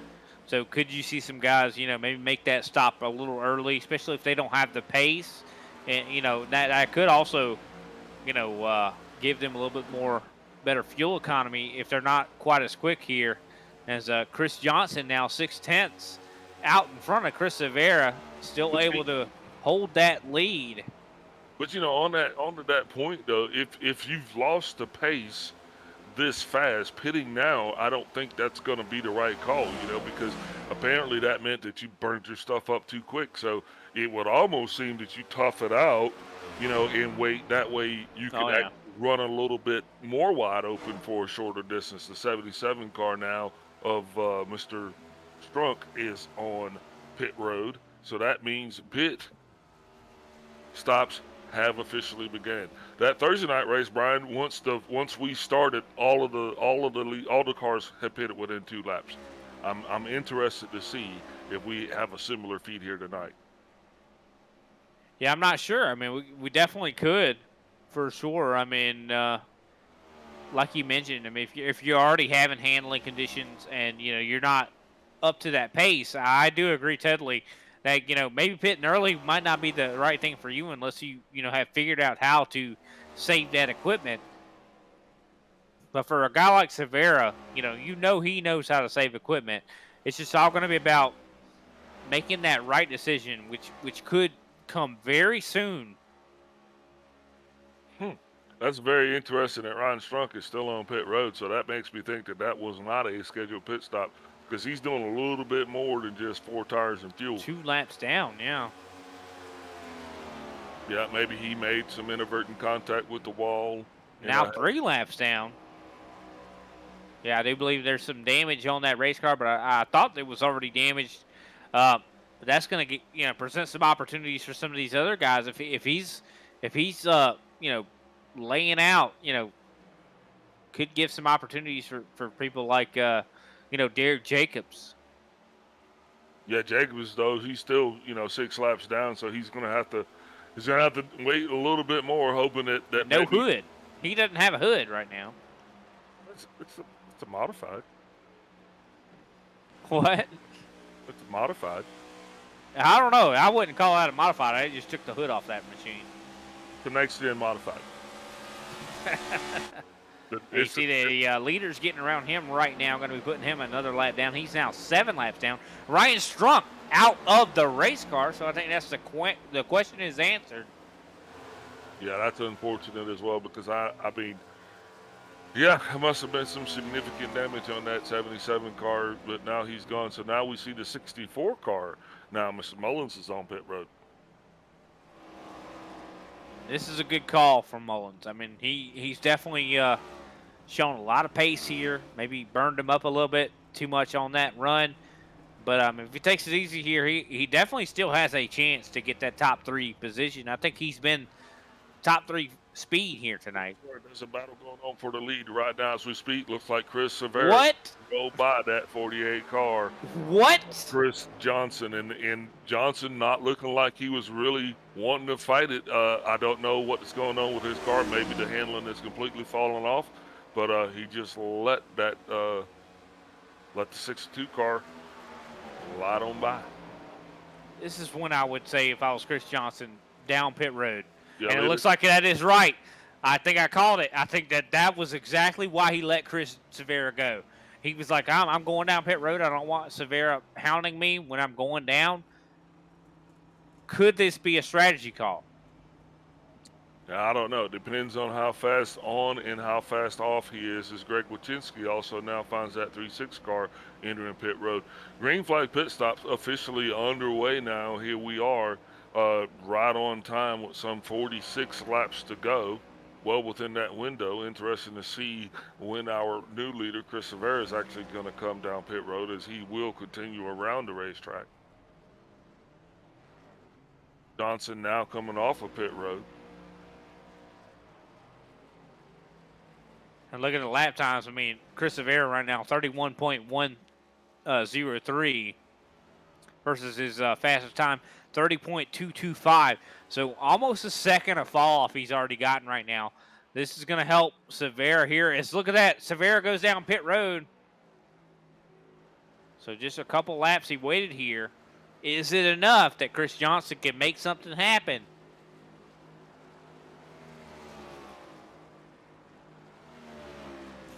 Johnson is up to speed and is in third place right now as Paul Olson has stayed out. The last thing you want now, here comes Olson Paul. now down pit road. Last thing you want now, someone to lose it. Oh, yeah, you're 100% right. I mean, anything could change the whole outlook of this whole race if a caution comes out, especially with guys on, old tires versus new tires. Yeah, not only that, we've seen the struggle these drivers have had coming out of pit road on these fresh tires under cold conditions. The cars have actually proven to be a handful, bringing out all of our cautions so far tonight. So look at that. Chris Johnson and Chris Rivera. Chris Rivera coming out of the pits. He is in front of Chris Johnson here. This is not what Johnson wants. Johnson needed to get out in front of him on pit road.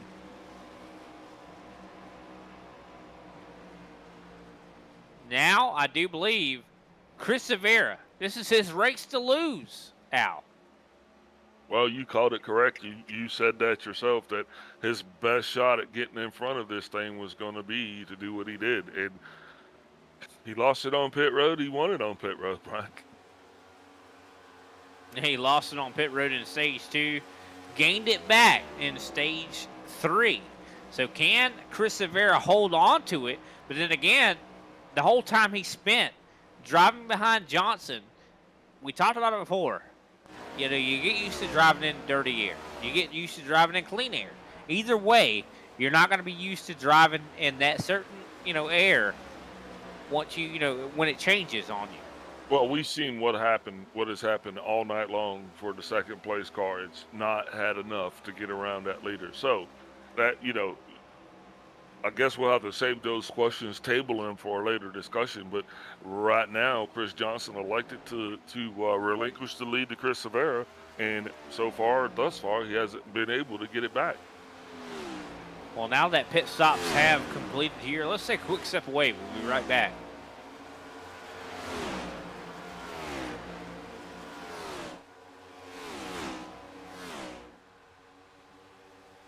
There are moments that surprise and delight the mind and the senses. Introducing Sound Art, the world's first truly customizable, concealed, flat panel art speaker system. A revolutionary combination of incredible sound delivered from your most meaningful pictures. When art and technology intersect, there is a seamless blend of creativity and function. I'm alive in the streetlight, pulling at the stars in the moonlight. Every time I feel you close. With Sound Art, anyone can print their own artwork or pick from numerous licensed artwork that we have. The possibilities are limitless. Enjoy beautiful and amazing sound throughout your home. The entire surface of your artwork generates incredibly robust sound. Your art never sounded so good.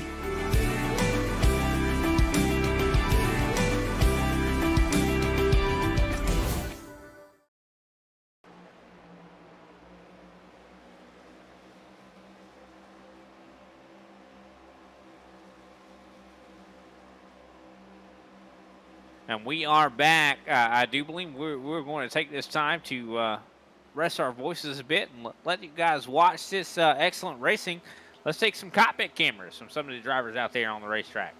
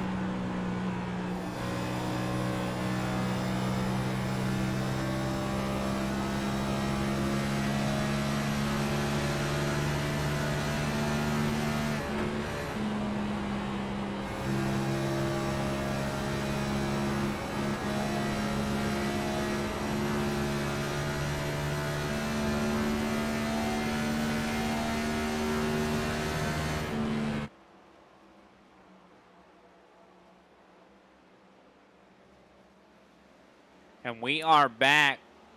Definitely been some great racing so far here. We were able to take some in-car camera, to see some of these guys out there, how they're handling it. I mean, definitely see a lot of guys moving their wheels quite a bit there. Wouldn't you say, Big Al?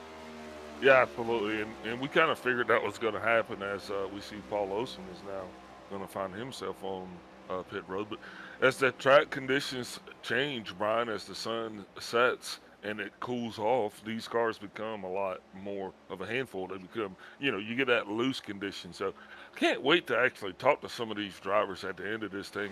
And I'm interested to see how much the conditions did actually change from the time we actually started this thing to the time that they say went into green flag pit stops. Well, I mean, this is the time where you probably hang it all out. I mean, this is, that last stop was, the last stop for these guys. I mean, these guys are going to want to, like I said, let it all hang out, try to make something happen here. Chris Rivera, though, has made the right call. Something with Chris Johnson making that mistake has allowed him to take that lead. Now 1.7 seconds in between him and, Chris Rivera and, second place. I mean, can Severa hang on here? I mean, he does have a little bit newer tires. I mean, looking at his lap times, he's much faster than everybody in the field. So I think there's really some truth to that, clean air really has been the king here. Clean air, clean air, clean air. And both of those two drivers actually said it when we talked to Severa as well as Johnson. The key to this thing was trying to get in the clean air. So now Severa, he's got clean night air, and that's nice cool air. So yeah, it seems like that nighttime air seems like it's been helping out some of these guys and probably hurting some others. I mean, just considering how much this track has changed here. Also, want to give a big shout out to the 36 here, Gary Adamson. He's up to 5th. Apparently, he's a clean air driver right now, or nighttime air driver here. Yeah, that's something we don't get to usually see. We don't really get to see Gary Adamson, as of late, up in the top 5. So that's going to be a great paycheck for that camp. Those guys are definitely going to appreciate that. 100%. I mean, as the Monster Energy 36, up to 5th right now. Josh Schaffner right now in 6th place. He's about quite a ways away. I mean, 25 seconds back. I mean, he's soon to probably end up going a lap down eventually. Yeah, but there's another good news story that comes out of this, and that's that 43 call of Paul Olson. Now Paul Olson finds himself with a solid 7th place. Right now, he's got 7th place sewed up as long as he can continue this thing, and that, my friend, will be a great points payday for that Olson camp. It definitely will. But Chris Rivera finding himself out in the lead by quite a large margin. 2 seconds. I mean, 2 seconds. I mean, I don't know if that's a gap you can try to claw back. I mean, as we get closer and closer to 20 to go. Yeah, it is kind of insurmountable, but it's still a lot of racing left in this thing, and all it's going to take is really a caution. If a caution comes out, I'm afraid that because think about it, the decisions to make there. You don't need gas, but are you taking tires? If you're taking tires, I would be. You're taking right sides, left sides, or 4. Those are. I'll take all 4. And it also depends on if that caution, how late that caution comes out. So a lot of variables still up in the air. No time to declare a winner just yet. I'm afraid that we're going to have to put 22 more laps in the books before we can actually see how this thing all pans out. No, I definitely agree. I think these guys are, I definitely would be trying to still save my resources. Maybe not try to drive it as hard as I am, to try to save that, those important tires. Just because, I mean, if you take 2 tires, if we do have a late race caution, it's going to, be difficult just considering how many laps you already have on that set of tires. I mean, you don't want to take just one side just because, I mean, that other side is not going to be at the same temperature and could see some problems.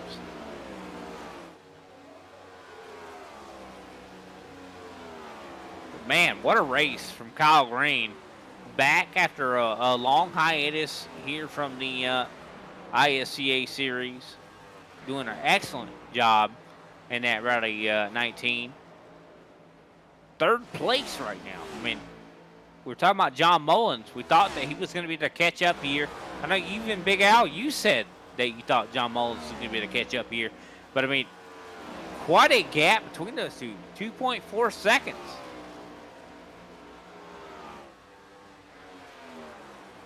Yeah, absolutely. But as this thing continues on, we're just going to have to see how it plays out. But that has definitely got to be a confidence booster for Kyle Green, like you said, taking a small hiatus and coming back and actually putting on such a strong performance as we see Paul Ocean once again and finds himself on the apron. Not sure what's going on. Maybe he's just letting lap traffic go by. But just an awesome race here tonight overall. Chris Rivera, Chris Johnson, the Johnson and the Chris and Chris show definitely battled it out pretty good early on. Still amazed at the decision to let Chris Rivera pass, because that's just hard to undo. Oh, it definitely is. And, you know, we've seen a lot of attrition in this race here tonight. I mean, only 6 people right now on the lead lap. Paul Olson, of course, 2 laps down in 7th place. Jose Acosta, 8 laps down. Derek Jacobs, 9 laps down.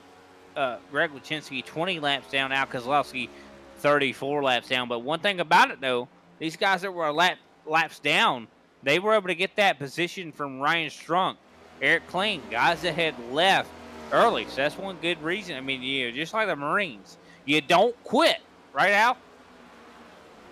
Yeah, that's what they say. Well, they say Semper Fidelis. But I'm just saying that a lot of they program that into those guys to not give up. And, I think that's important for even racing. I mean, you don't ever give up, because you never know what could come your way by sticking with it. Yeah, definitely, Brian. There are all sorts of gifts that do come your way for perseverance, as we see 88 Carval Kozlowski back on pit road. We got 15 laps to go here coming to the line. And, let's just talk about this racetrack here a little bit, Brian, because I don't think we're going to be back here again, at least till next year, right? I hope not. So I guess that kind of leads me into my next question. A lot of drivers don't like this 1.5-mile track at Texas. I think, I think everybody loves Texas before the repave. That's the thing about it. I mean, they expanded this racetrack, made it, wider, but I don't believe that actually helped at all, just considering, even though you expanded it, it's still a one-groove racetrack, especially through 1 and 2, and especially when you made it, the banking more, I mean, maybe progressive banking like Kansas has, to where you can actually have that side-by-side racing, even, deeper into the run. I think that's what we're seeing here now. I think a lot of the guys have gotten used to that. They've, accommodated this racetrack, and I think that's just the problem. A lot of these guys, definitely having issues with that, but, still love the guys that are willing to tackle it. Yeah, there's one guy that's definitely loving this track right now, and that's got to be that 62 car, Chris Rivera. He's coming up to 12 to go, and he has really put a lead on that 48 car, Chris Johnson. Johnson now just slowly falling back, but Rivera now getting a little squirrely there as he has to go around there. I saw that. More time. Big swirly action there out of 4. It with the track being as cool as it is, it's not as easy to pass these cars. You kind of got to look at where you want your car to be, if that makes sense. You kind of have to will it there. You can't wheel it there. If you wheel it there, you might find yourself going round and around. Yeah, I mean, I would even say at a racetrack like this, a little bit of brake actually probably comes into play. Yeah, and that is a big deal because, even Chris Rivera said the only adjustment these drivers really actually able to make, even for those green flag pit stops, is brake buys. And, you actually can address the brake buys in the car. So just very limited as far as the adjustments. Even the tape, no longer is that even a thing on the Gen 7 cars as it was on the Gen 6 cars, and it could have made a difference. But now it's just really about how you handle that thing around the track, how well you save your tires. And I'm going to believe at 10 to go that Chris Cervera has figured out the key to doing that, and he's got his tires nice and cool. And it seems like right now that 62 Ford is on a rail. Oh, it definitely is. He is on a rail right now as he's even getting ready to put Josh Schaffner, 6th place, a lap down right now. He catches up to him. Man, I mean, what a performance here from Chris Cervera. 2.7 seconds back to Chris Johnson. Yeah, and Schaffner's no slouch, especially on this track. I was hoping that he would have actually had a better performance. Like I said, he wrecked out early on that Thursday night race. Gotten into a little bit of contact there in stage 1 here, and that might have affected the handling as well as the performance of that 5-0 Farmer's car. But Josh Schaffner still out there holding very strong in 6th place. That is nothing to shake a stick at there, Brian. And all we have to see right now is a caution coming out that could change everything for Schaffner. I mean, you see, he does not have a lot of damage on that machine, probably because he, got a lot of it fixed, considering he was involved in some accidents here. You see the 42, Jose Acosta, kind of holding him up a little bit here as Chris Cervera comes up.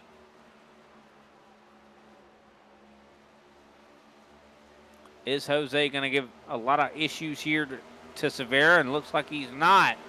Cervera able to get right by him, and Schaffner probably in panic mode. I don't want to go a lap down.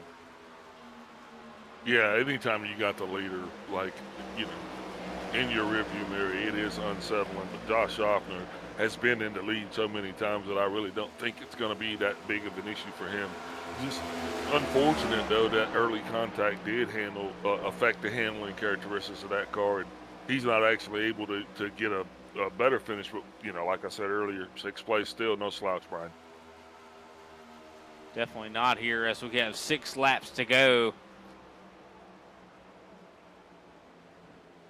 Chris Cervera taking care of business here. Of course, Cervera and Schaffner are on the same team, so I don't believe Schaffner going to give him too much trouble here. Well, I've seen these two race, and it's always it's been a motley condition, I guess you'd say. Sometimes it's happy, sometimes it's sad, but I definitely don't say that, they're teammates, so they have never wrecked each other. That would not be an accurate, true statement. They race each other hard, they race each other fair, but they do race each other. 5 to go now before Chris Cervera actually gets to bring that 6-day Tucson Soundart Ford Mustang into the winner's circle here.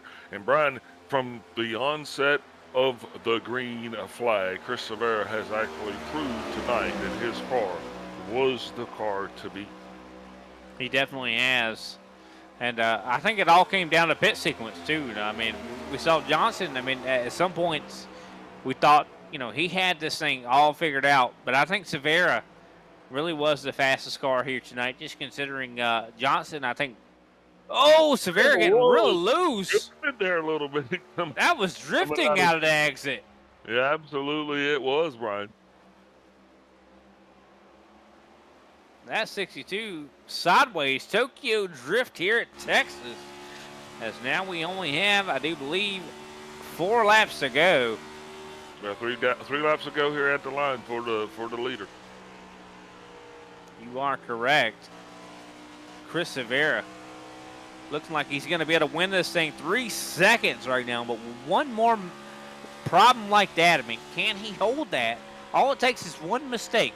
We've seen guys go through the grass. Could that happen and make that 3 seconds null and void? Happens a lot more than you think. But I do believe that Chris is dialed in at 2 to go now. He is a razor-sharp focus. And I don't think he's going to let this one slip away from himself, as he has been his own worst enemy in the past. I think tonight's going to be his night, and he is definitely not going to get Cervera, if you know what I mean. That's bad when you have a verb attributed to you. Yeah, That's wow. Chris Cervera now going to be going for the white flag. And There it is, the final lap of the race. Next flag will end it no matter what happens. And I do believe Severa, he's going to wave to the fans. He's got 3 seconds. I'd be taking it as easy as I possibly could. Not even going to try to put Josh Schaffner a lap down. That's going to be a definitely a big thing for Schaffner to finish on the lead lap here. Yeah, I probably would have wanted to be a little bit, further along in the lead lap, but nonetheless, congratulations to Chris Severa, as he is our Applebee's 58 Tucson Sound Art All-Star Race at Texas winner. That's a whole mouthful right there, Brian. It definitely is. Chris Johnson, of course, going to finish in second place. Kyle Green in third place. John Mullins in fourth. Gary Adamson in fifth place. Josh Schaffner in sixth place. Paul Olson in seventh. Jose Acosta eighth after a bad wreck earlier in this event. Derek Jacobs going to finish ninth place. Greg Wachinski 10th. Al Kozlowski 11th. Ryan Strunk in 12th. 13th, Eric Kling. 14th, Kenny Powell. 15th, Frank Flores. 16th, Andrew Layton. 17th, Robert Pattengale. And 18th, Travis Manning. So what a race here tonight as Chris Severa burns it down as Chris Johnson sits there and looks on in disappointment. As let's take a quick step away, and we'll be right back with your post-race show.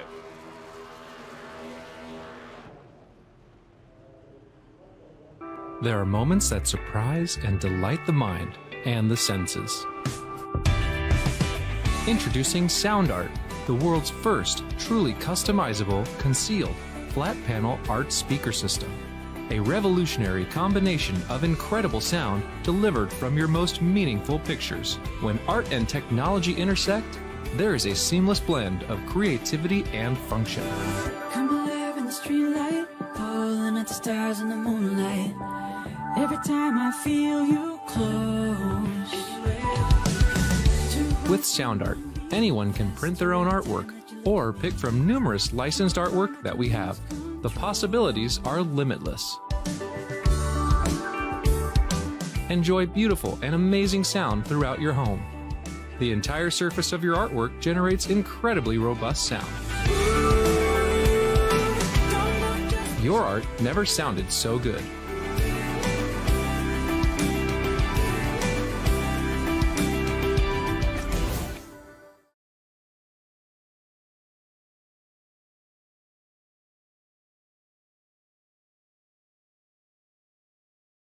And we are back with your post-race show here tonight.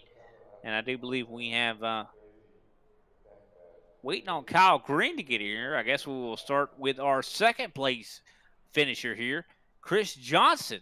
How are you doing, man? I mean, got to ask, what went wrong there on that pit stop, and what went wrong before the pit stop that caused you, was that unscheduled, I should say? No, it was pure stupidity on my part. I saw Chris coming up on me. I said, well, maybe I'm going to pull a fast one and kind of short pit him. And in my mind, I think I'd be at least equal on the exit when he exits, and he was able to gain a second on me. I don't know if I didn't push it hard enough, but yeah, that's where I lost it. Well, it seemed like you almost even let him go there. I mean, you had like a half a second on him for a long time in that right before the green flag pit stop sequence. I mean, do you think maybe you let him go too soon, or did you what was going on through your head there? Yeah, I probably shouldn't have done that, but I was planning on pitting that next coming lap, so I didn't want to be in the position where I wanted to pit with him at the same time, or not being able to pit. So I just I saw that he was coming, and I didn't really fight for it. I probably should have, but I didn't. Well, you definitely still did a great job. I mean, especially winning that race off of pit road earlier. We talked to you before about that. Excellent work to you. No matter what, still second place finish. We haven't seen a whole lot of you here in this Saturday, league. Hopefully, we see more of you though. Considering you did so well here tonight.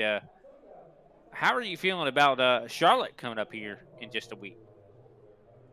Oh, I hate Charlotte. I hate everything about Charlotte. Probably one of my worst mile and a half tracks. I just have no luck there.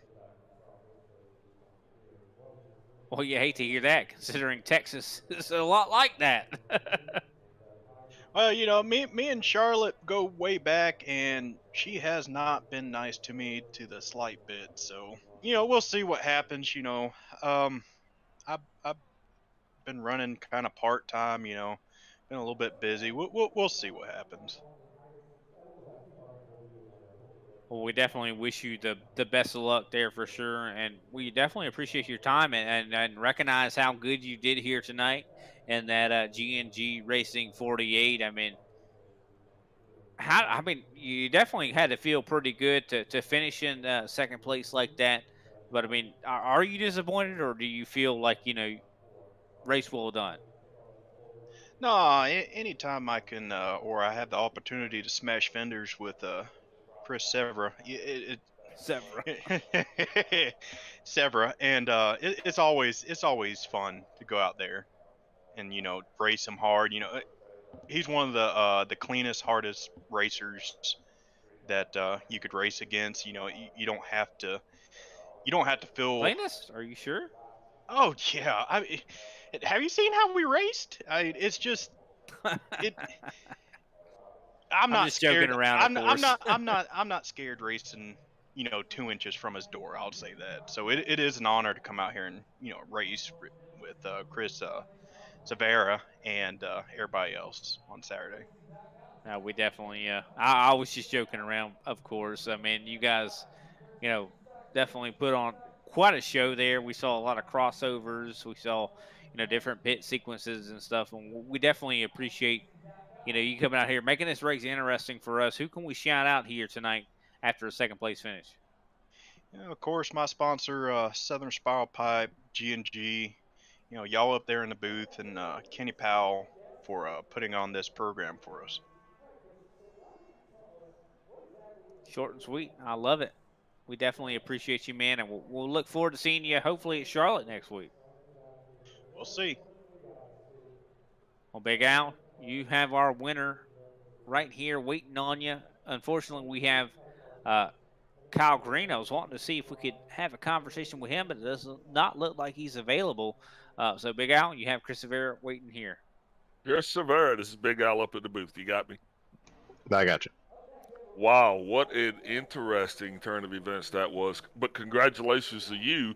You had the car to beat for most of the race, and the one time that you did get beat, you got beat off of pit road. But a very interesting late race call by Chris Johnson kind of puts this whole thing back in your hands again. So how you feeling about that? Yeah, he got a really good stop on that last stage, and I tried a couple times in that stage to try and wind it up and get a run and get by him, but it's just like I get all the way wound up until 1 and 2, and then just if you didn't get a lane of clean air in 1 and 2, you just plowed, and then all your momentum was gone. So I just gave that about 2 tries before I was just like, all right, well, we're not going forward, so we just gotta sit behind and save, and I tried to save as much fuel as I could, and luckily when he did end up pitting, I don't know if that helped make the car a bit more neutral, but I was definitely able to gain about another tenth or two a lap on those extra laps that we stayed out, and I think that honestly made the difference for us. So let me ask you a question. The handling of the car from the green flag until the actual green flag pit stop, lot of changes, or did you feel like you pretty much it stayed consistent throughout? It was very loose in the beginning. It's very easy to overdrive it, and when the banking of the track falls away, either when you're falling into it in 1 or when the banking falls away coming off 4, even 2 can be tricky. It's just you just kind of have to predict what the car's going to do and drive it straight out of the corners. But yeah, after that, it got really tight. Then obviously in dirty air, I couldn't even cross Chris over in 1 and 2. So we just put the brake bias all the way back, and at some points towards the end of that first run, we were lifting almost at like the exit of the quad oval and just clutching all the way into one to try and keep some extra weight in the rear end with the fuel. And like I said, once we got clean air, we were able to get going. But yeah, clean air is just so powerful with these cars. That's why I'm for and against fixed setups. I love running them. I think it makes it, a nice even playing field. But I think we do, especially with this group of people, we get a lot closer racing when we do the open sets, just because I feel like people put a lot more time into it. Well, that's a very interesting viewpoint. So the fixed setup behind us, you won't have to do that again. We're actually going into Charlotte, which is another 1.5 miles.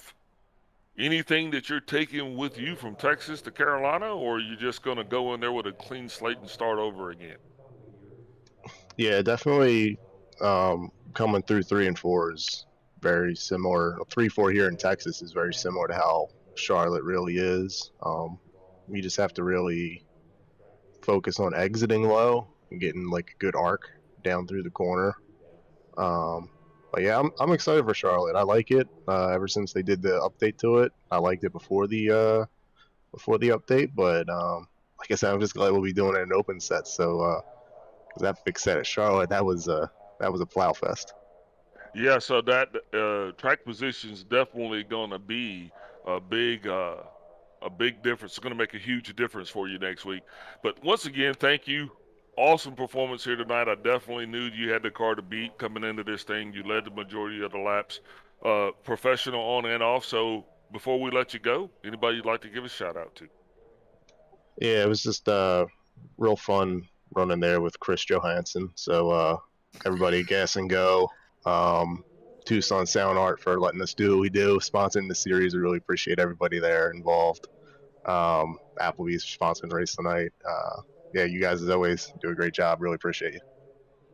Well, that's awesome, sir. Thank you again for your time. Congratulations on the win, Chris. And hopefully we'll see you in the winner's circle again next week. Thanks, guys. Appreciate it. Have a good evening. Chris Johannes, how about that? That was something else there. Man, that was pretty funny. I will say though, I do believe that all but completes tonight's event here for the All-Star race here at Texas. What a show it was. Man, we saw a lot of interesting things go on there, especially with the fixed setup. We saw a lot of guys, racing hard. A lot of guys who wouldn't expect, especially because, they come into this race without that setup, but this race itself, they had to fix it up. So it was all down to the driver. I'm curious to see how they're going to transition into back into the open setup next week. But with that, I do believe that will complete tonight's race here. So appreciate everybody out tuning in to the ISCA Tucson Sound Art Cup Series here tonight. And hopefully we'll have a great race on Thursday. Make sure you tune in 9:30 p.m. Eastern Standard Time. And once again, thanks to everybody out there watching.